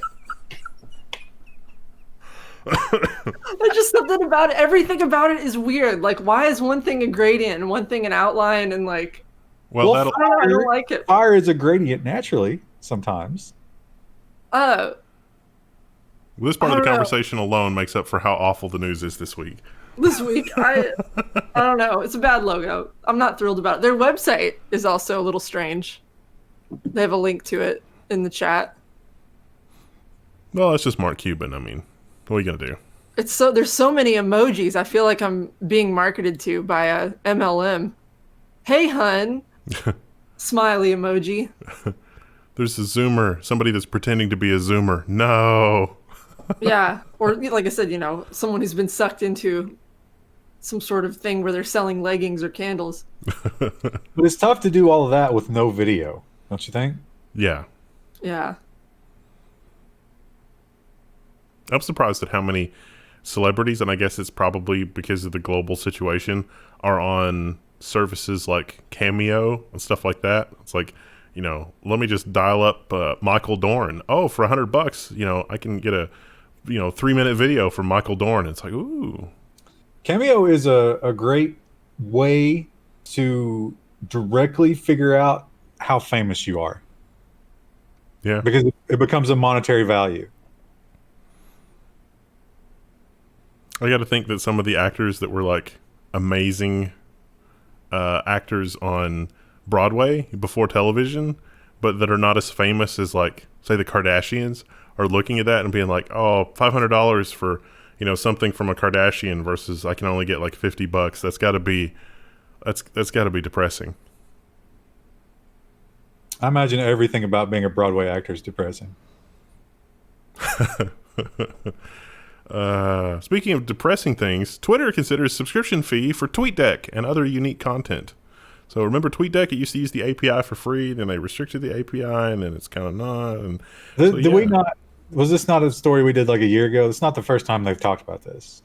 Yeah, this is where they like the first time we did this story was basically they're restricting the API and they're going to monetize the API, and it's taken them a year apparently or two. They've laid out a coherent plan for exactly what that would look like, and I think people would probably go for this the way they describe it. I don't know. They reported their financials, right? They are losing an insane amount of money every day. Yeah, at Twitter. And it's not like the Hollywood money where it's like, oh, this movie lost money, and it's like, but it was wildly successful. It's like, yeah, Hollywood accounting. It's not a paper loss. It's real.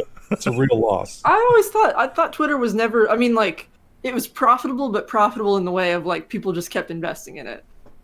No, well, yeah, but that's not profit. Right. Like, legally, that is not profit. They've never made money. Yeah. And yet, here they are. And the ad stuff is, now that it's starting to break down, that's what this was all about. It's like, wait a minute. We've never made money, and the way that we make money is making less money.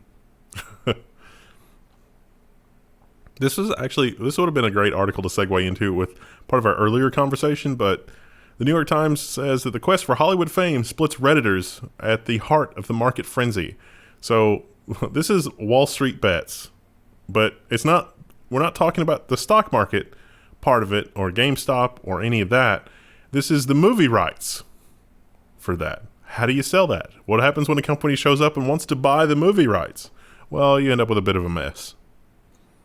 I don't think that's... Well, I mean, I'm sure there was some of that. I think the real thing here was they were putting the quote-unquote right people in charge of Wall Street bets before things get out of hand.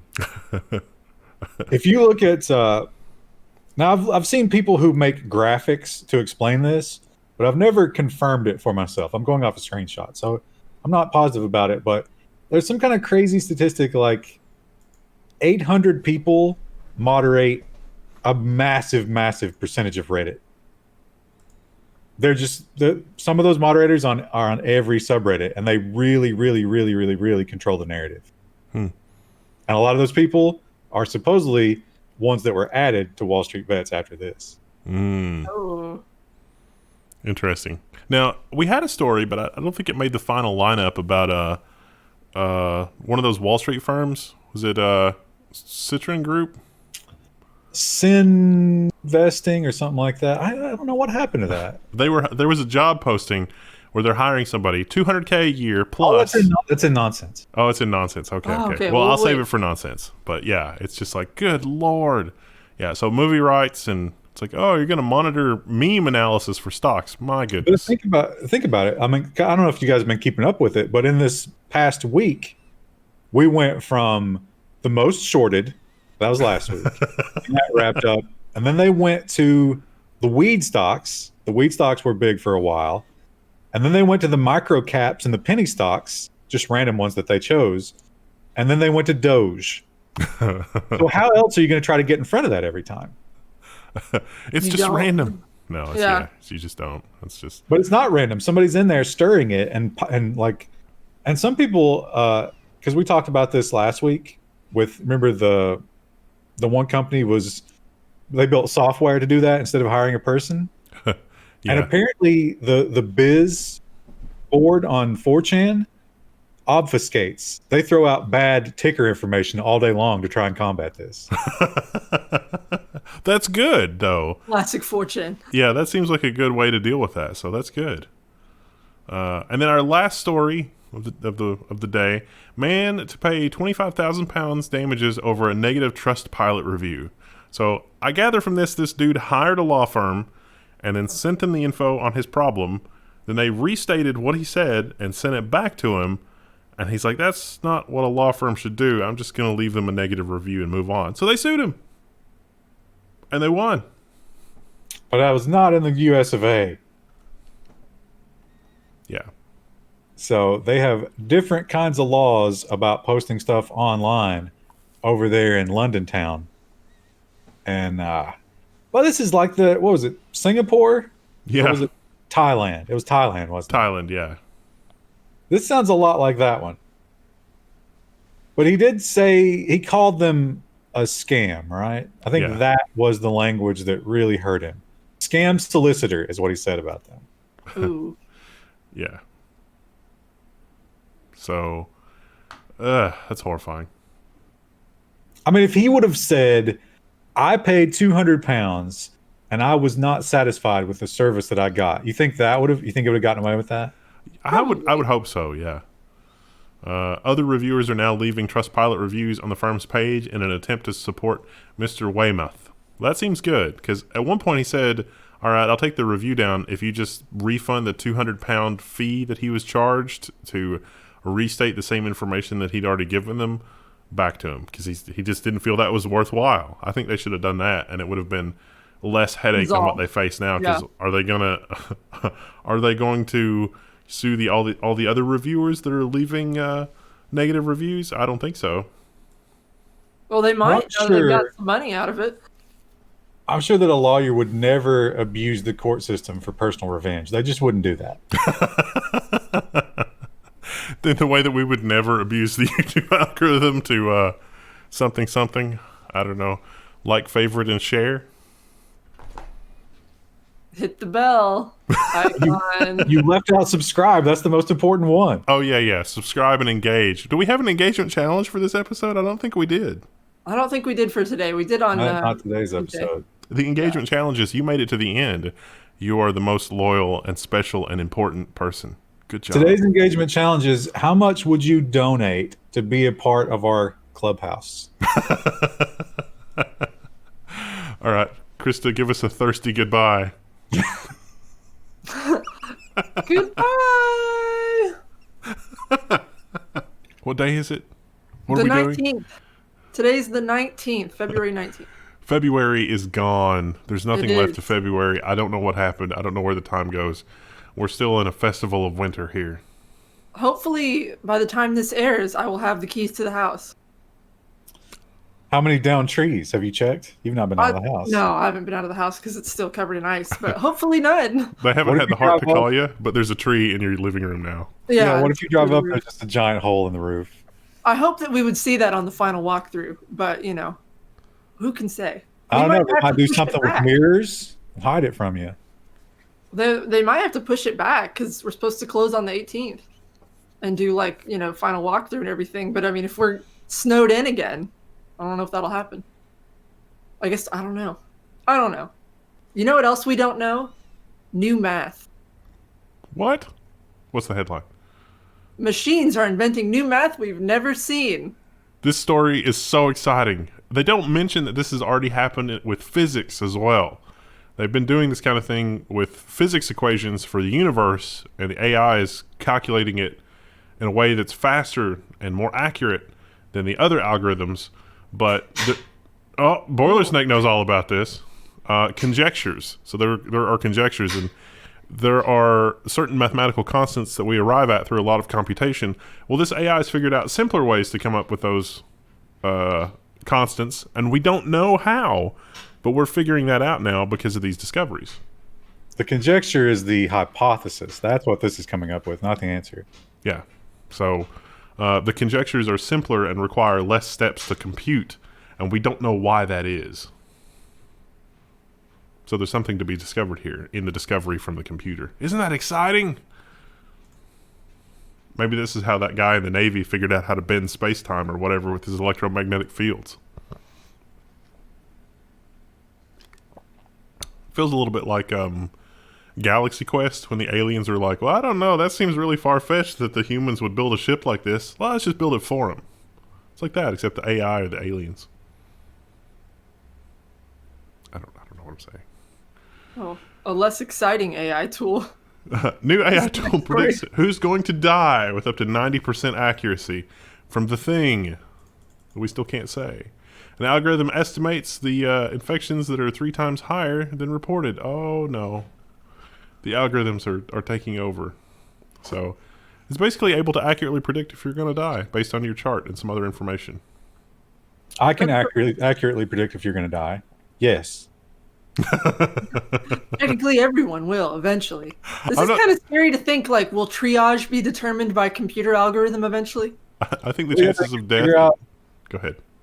They can figure out if you needed a ventilator versus the next guy. So, if you have to assume if everything else was equal and they had one ventilator, yes, this AI would make the decision. Yeah, it's doing the triage. There's no human element. It's kind of weird.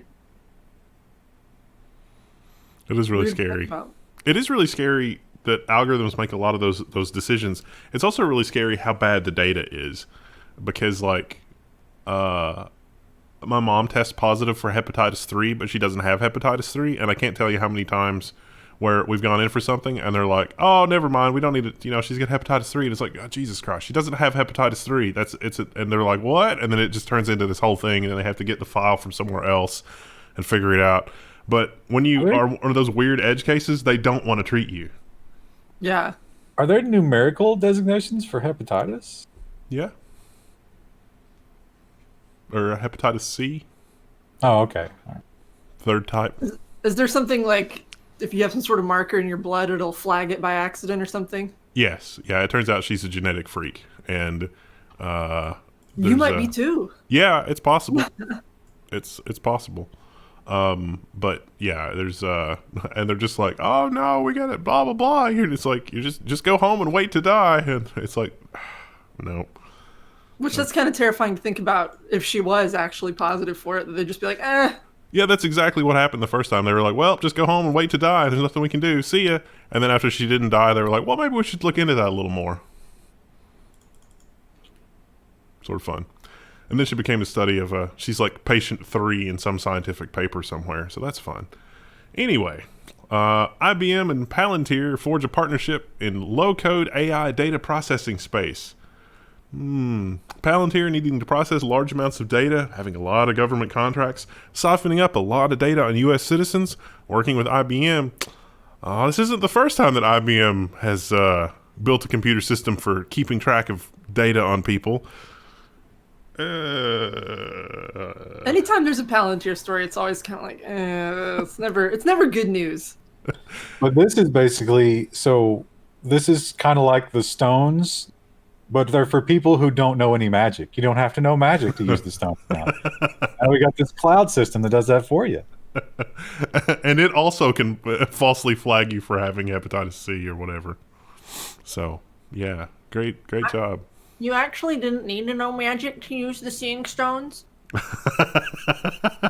You could, oh yeah, that's right, because you could just touch them and you get visions of stuff. Yeah. Now, if you wanted to turn image to something that you wanted to look at, you had to have a very strong will. Exactly. Like the people who did it and didn't know magic, they had no control over what was going on, right? It's not magic. It's just like your will to turn it. Like, Krista, there is magic in those stones. You're not going to tell me otherwise. there's not magic. It's craft. You're telling there's no magic in the stone? Come on. There's not. There's not. They're an object of craft. I think they're made by Feanor.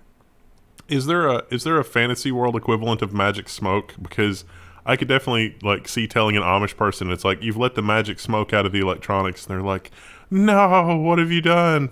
And it's funny because it's kind of true, but it's also kind of not. Yeah, like to someone who's maybe just looking at it, it would look like magic, but like there is like a way of working with it.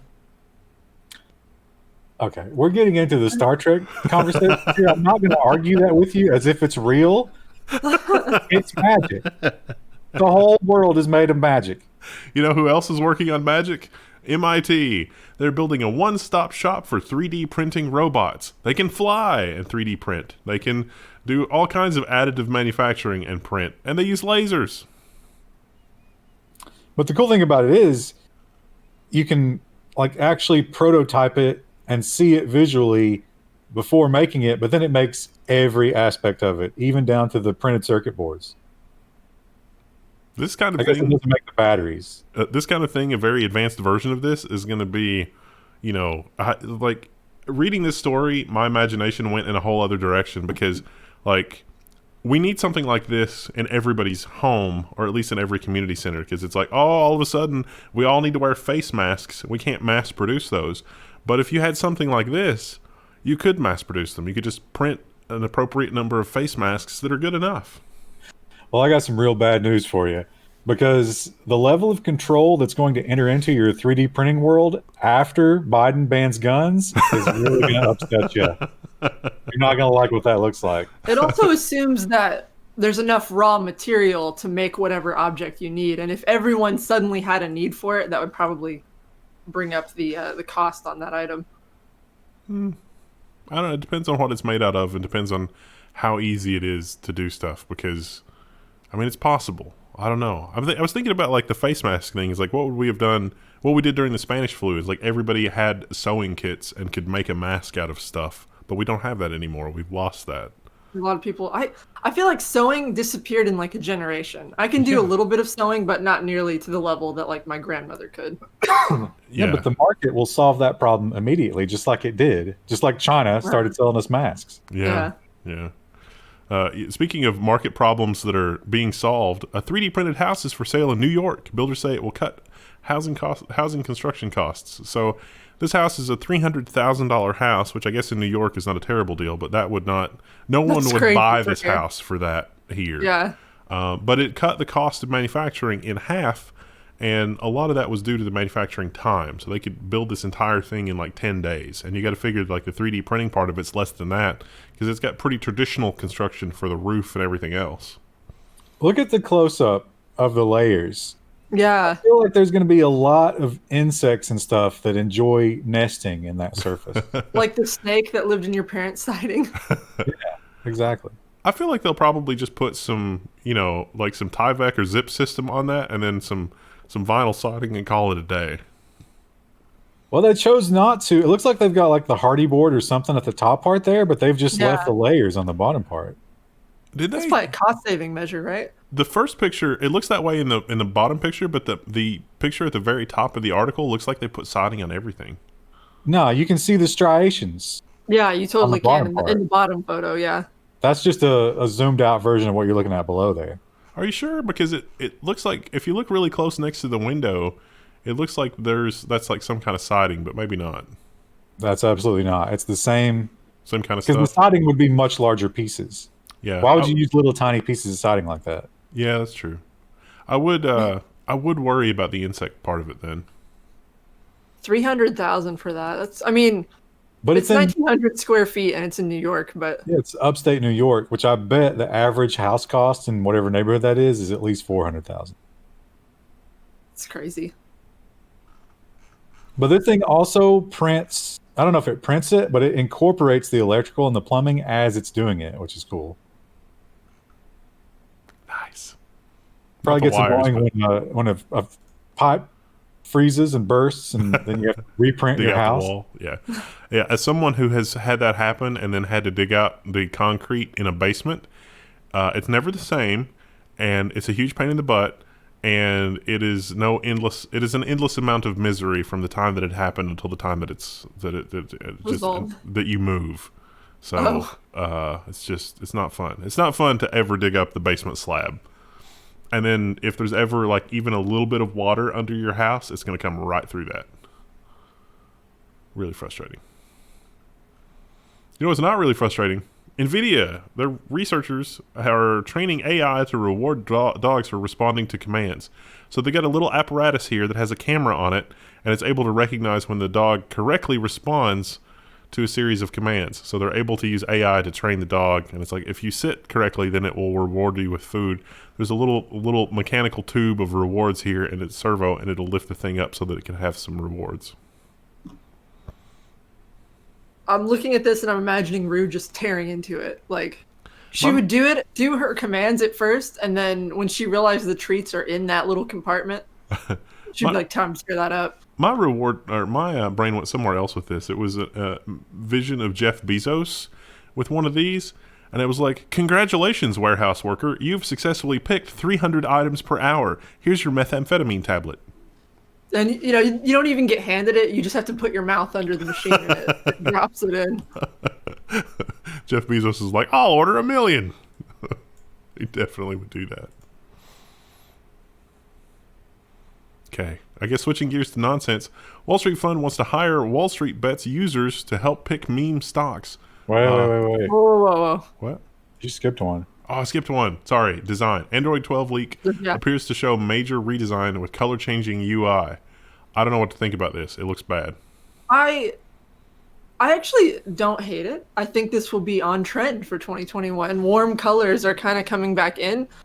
And I also don't like super bright white, personally, when I'm looking at my phone because it blinds me. But I could see why some people might not like this. It just looks dirty. I also like...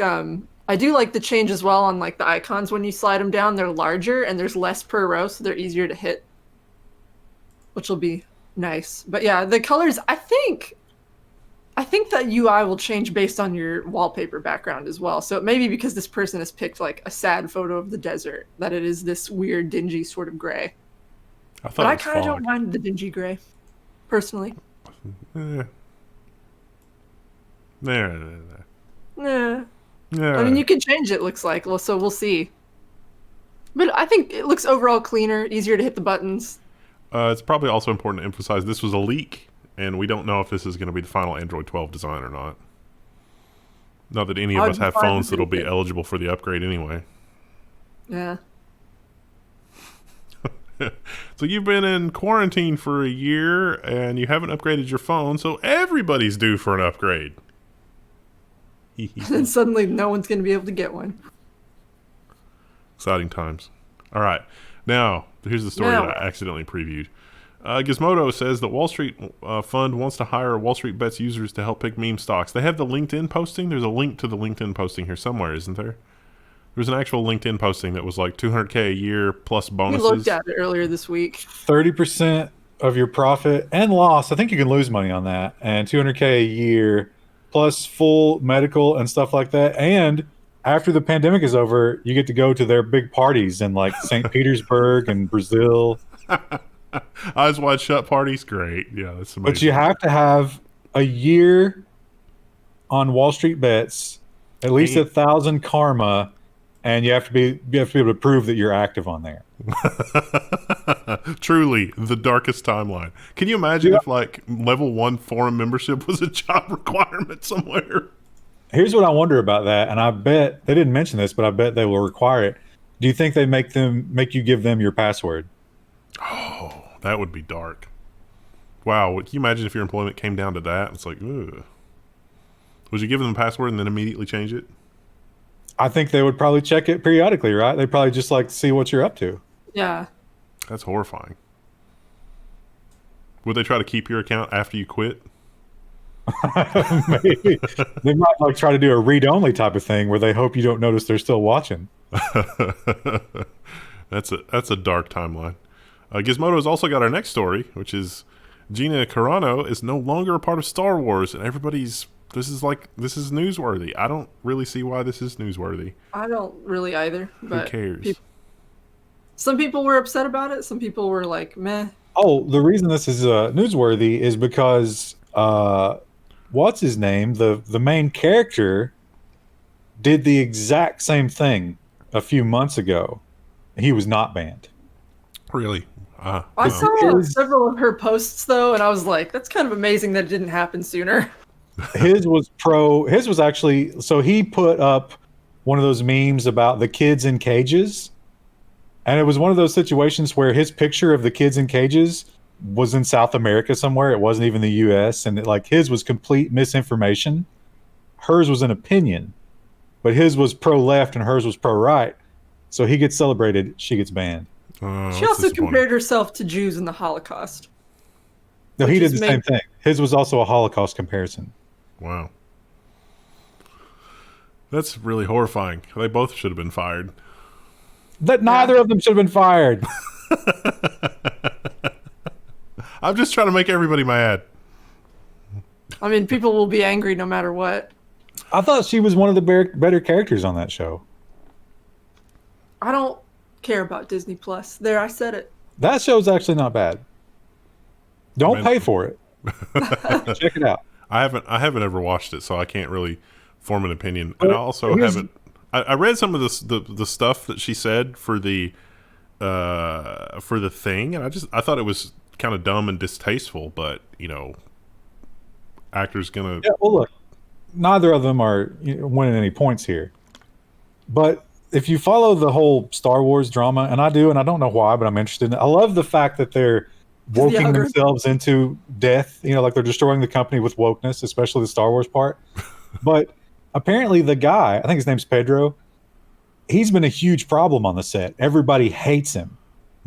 And he wants more of taking the helmet off, but they're like, no, your character doesn't take the helmet off. Can we not make that any more clear? Did you read the script? But he was like a huge problem. And she wasn't. And yet they decided to keep him and get rid of her. Didn't he? And she also had a standalone. They were going to do a whole series just about her. Wow. Oops. I didn't mean to wreck my own career. You really should stay away from Twitter if you're lucky enough to have a job in Hollywood and you're making a bunch of money. Yeah. Don't tweet. Or just tweet what they pay you to tweet. Tweet weird memes. Actually, maybe don't even tweet that because who knows how they'd be construed. You can't. Everything can offend somebody. I sent you a meme today, Ryan. Did you see it? I made a meme of your cat.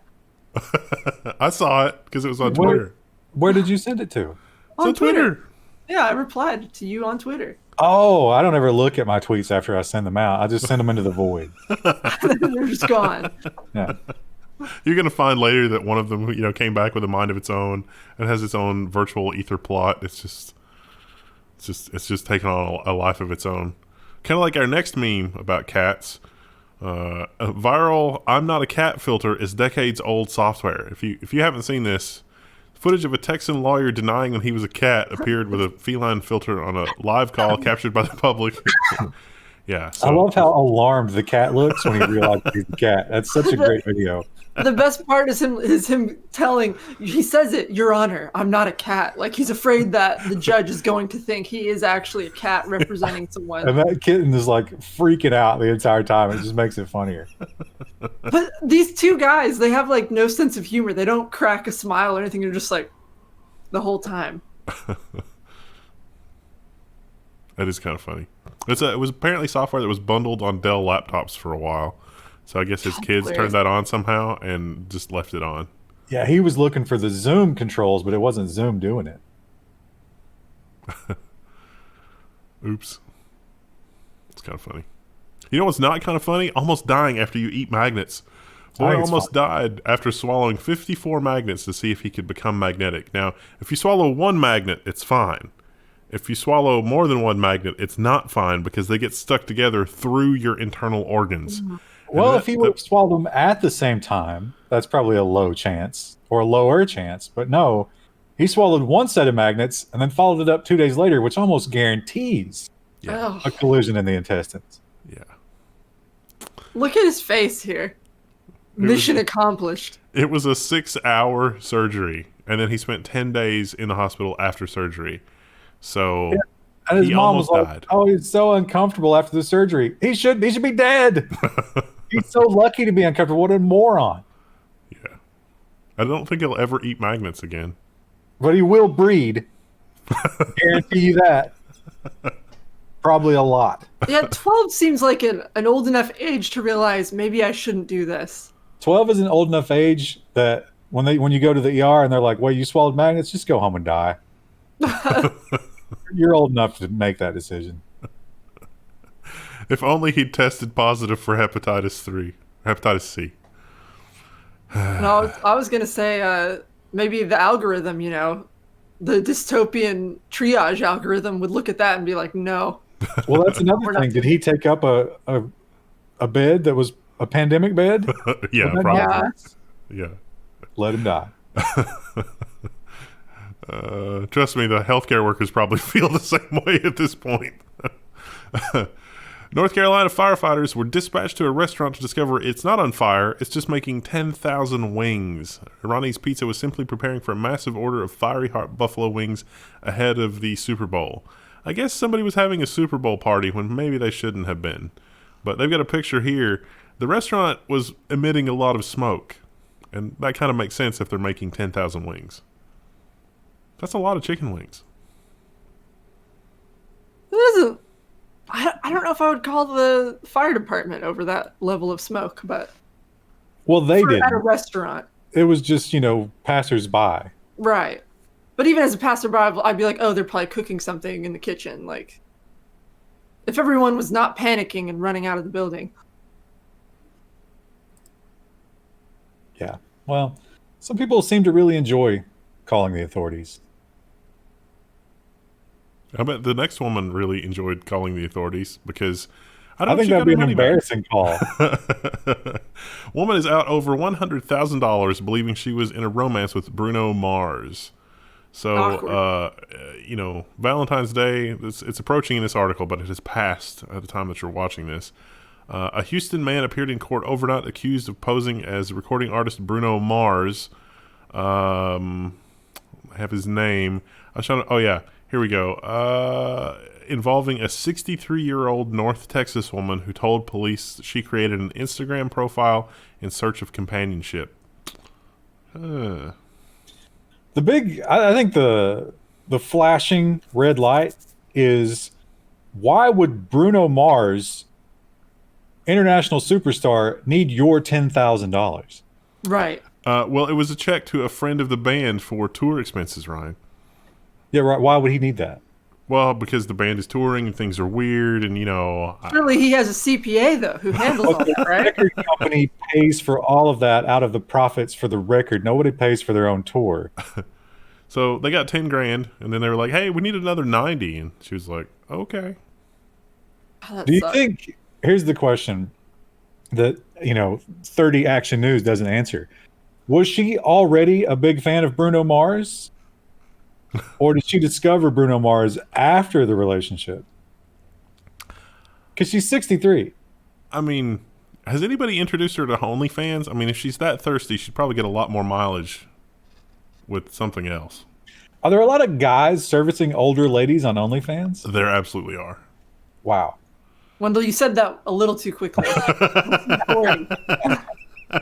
Listen, I was researching this story, and it took a turn, and it was very turn. Yeah, it was very, very dark, very fast. Do you think there's a situation where you schedule like some one-on-one live stream time, and you're getting ready to take your pants off, and she's still just showing you grandkid pictures and like her baking stuff she's done? It's like, what? Can we get to the sex acts?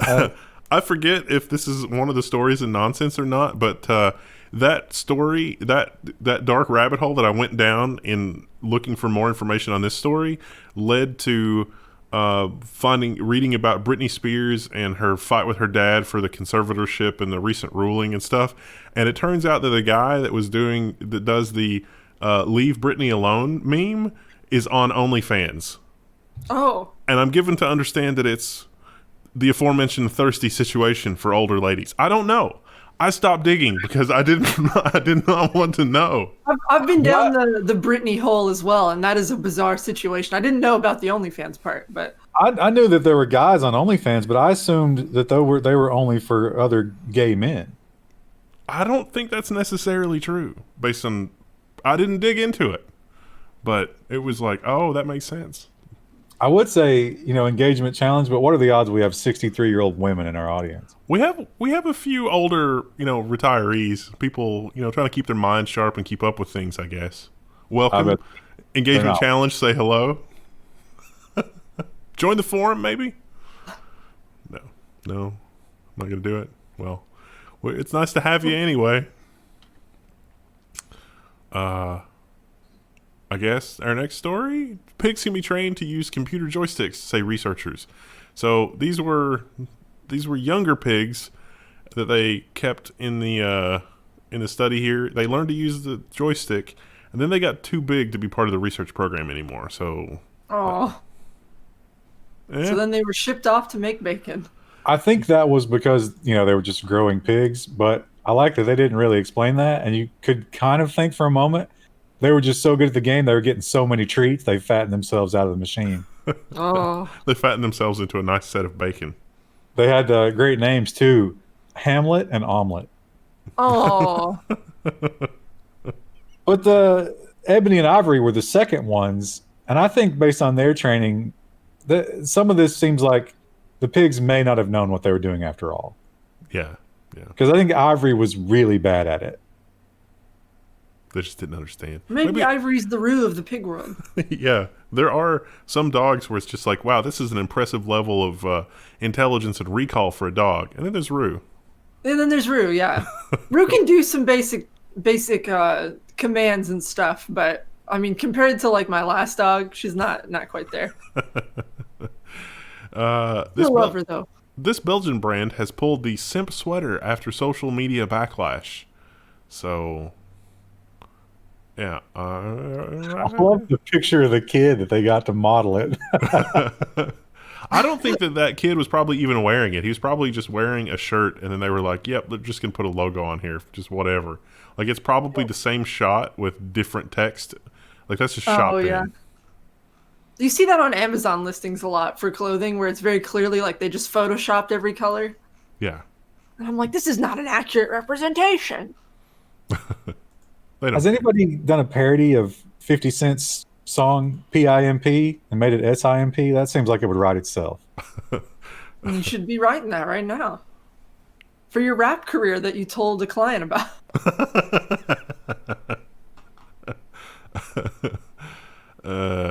Fox 5 reports that two brothers have been arrested for planning and filming a fake stabbing prank for social media. So yeah, don't do that. Pro tip. I like that. Now this is very risky, and I know this is a touchy topic, but I don't think it's out of place to say that in the last year, we've seen a lot of situations where if you are the race that these gentlemen are, you would not want a cop to think that you just murdered somebody for any amount of time. Could be insanely dangerous for you. And yet, once the cop got there, they kept this going for like 5 minutes. Yeah. Yeah, it seems like that would end very badly. They're going to get arrested anyway. Well, they deserve to get arrested. But the thing is, they didn't call 911. But because they were live streaming it, and I guess some of the people who were watching knew where they were, those people all called 911. Terrifying. You know what else would be terrifying? If you were working the counter at a convenience store or comic book store, and a man brandishing a sword comes in and starts stealing your Magic the Gathering cards. That's very on brand. But the sword didn't come out until he was confronted. Listen, he studied the blade. He knows you don't actually pull your weapon until you're ready to use it. What sort of a place do you have to be in mentally for, it's like, I'm cornered, I'm desperate. Oh, I know, I need to go get all the Magic the Gathering cards to try to get the ultra rare card? He didn't get caught. That's amazing. I'm amazed that Magic the Gathering cards are still as popular as they were. And I have Magic the Gathering cards from when I was a kid, and I still don't think they're worth anything. Yeah, I do too. Yeah, and well, they're not worth anything. And well, the ones that were really good are outlawed for tournament play, which makes me sad. Yeah, so if you're just thinking about buying Magic the Gathering cards and putting them in a closet for 25, 30 years and then coming back to them, don't bother. Yeah, just take that money and just flush it down a toilet. It's fine. But it was funny. If you'd invested that money in Doge, that would have worked out really well. Yeah, for like 10 minutes. You really have to time that perfectly, but yeah. You know what else did not really is people are asking questions about or wondering, is like, hey, is this a thing? And it's like, yeah, it turns out a thing. Number 10 defends the taxpayer-funded photos of the Prime Minister's dog playing in the snow. So, again, people click on things that make them outraged, and I think that's what this is. So it turns out that if you work high enough up in the government, there are people that are paid to just go around and document what you're doing. And, if you have a snow day and you're outside playing in the snow with your dog, there's probably a photographer who's on the clock, and it's like, all right, well, we'll just take pictures of you playing with your dog. We have that here in America. Yeah. The president has like 2 dogs. You think it's okay that we're paying for photographers? No, but These are servants. yeah. So I mean, they take photos of other stuff too, though. Like, Who cares? all the photos you see of like them signing bills and We don't whatnot. need to see that. this is not anything new, though, and the article did a bad job of saying like this has always been like this, and we should definitely end this. Not this is something new that we should be outraged about. And he had 3 photographers. Okay. Say you need 1. You don't need 1, but let's say you do. Why you got 3? I gotta say though, this is an amazing picture. It is a good picture. It's Yeah. a good dog. This I Really wonder if captured the moment there. I That's wonder- not the question, though. The question was never, is the dog good? The dog is always good. He's got a stick and he's excited. Running in the snow. He's messed He's up in, the snow. he's in motion. His paws are up in the air. It's a fantastic picture. But I do think that everybody involved should be gassed. You gotta wonder what the political situation is that the article author is just so incensed by this that it's just like, I must make a big deal about the dogs having a photographer. They said, I don't know the number 10 jargon and stuff. It was Boris Johnson? Yeah, I think so. Yeah.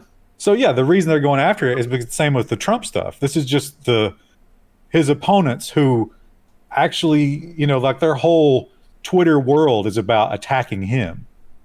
Yeah. So this is sort of like their lifeblood online. They love this kind of stuff. I happen to agree with them, but they're doing it for the wrong reason. Yeah, I agree.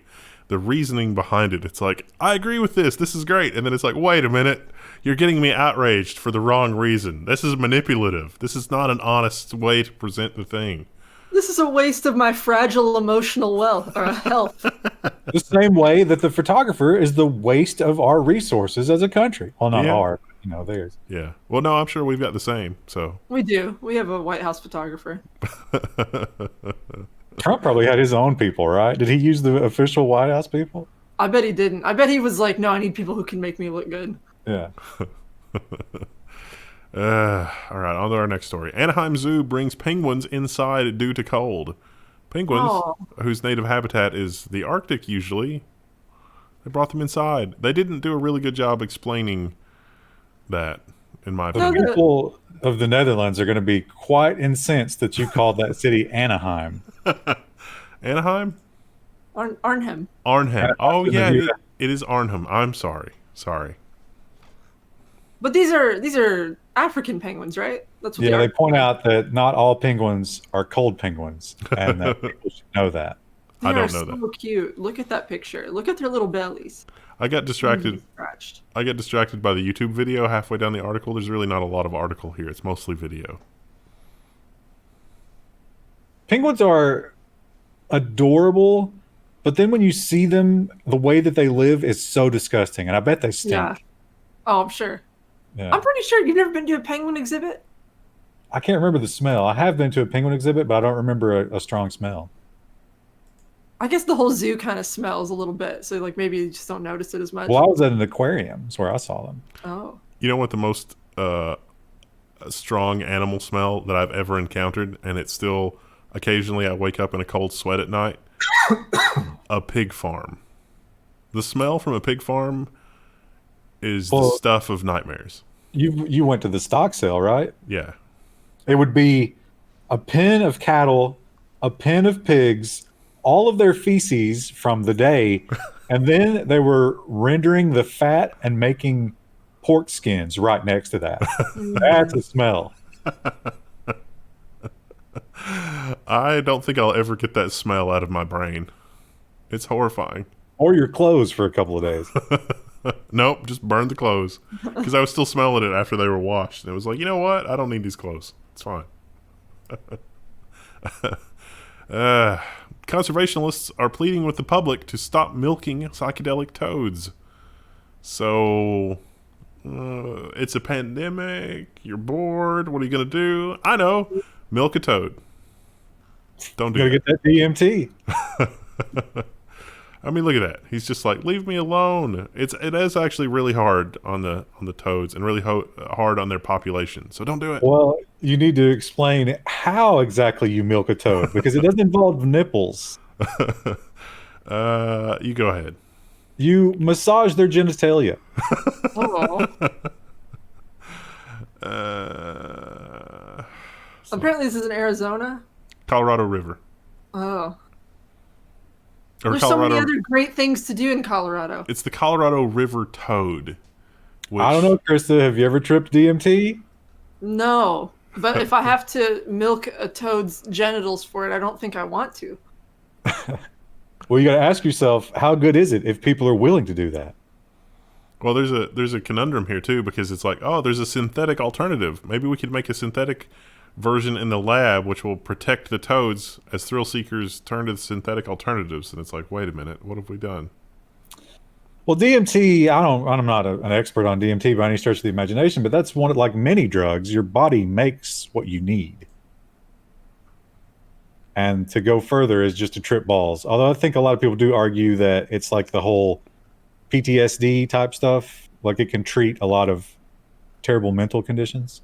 Yeah, there were a few, I think a few hospitals have gotten approval to use psychedelics to treat things like PTSD, or at least do studies for them. So it's going to be interesting to see how that works out over the next few years.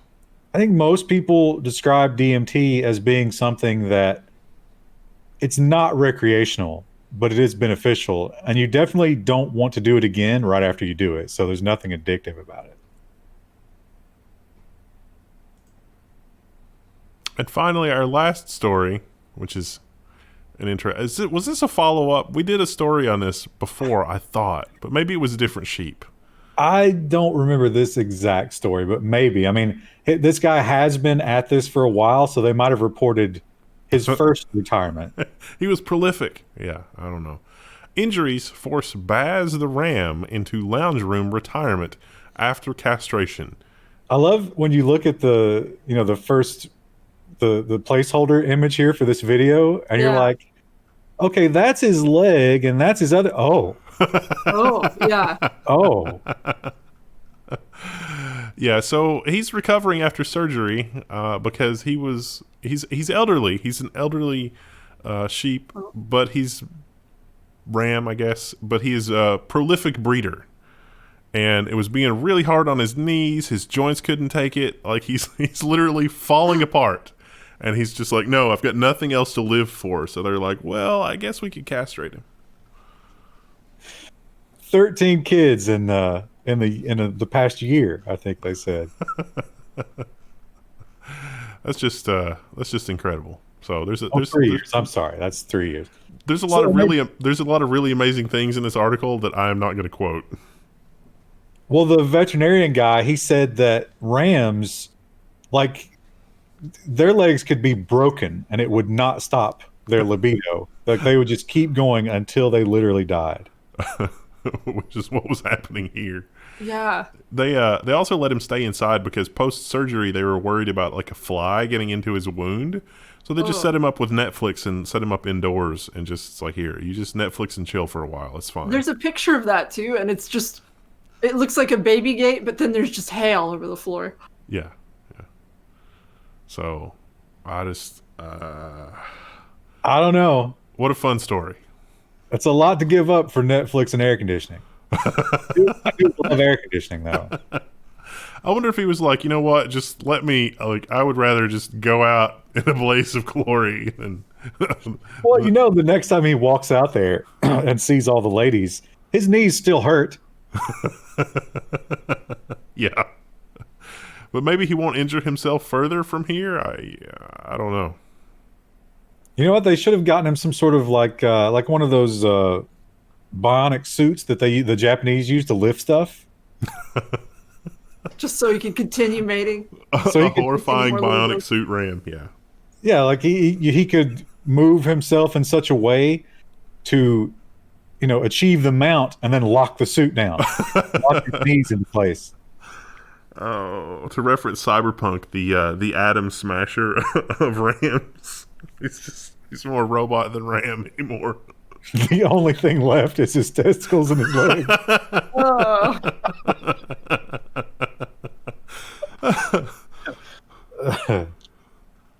On that note, I think that's going to wrap it up for this week of the Level 1 news. Thank you for hanging out with us. hopefully we're not snowed in by the time this airs, though maybe it'll thaw out by then. Oh, I'd be happy to get some snow. Yeah, instead of ice, that would be nice. It's the ice that I don't care for. All right. Hopefully we have power this time next week. We will see you next week. Bye. Bye.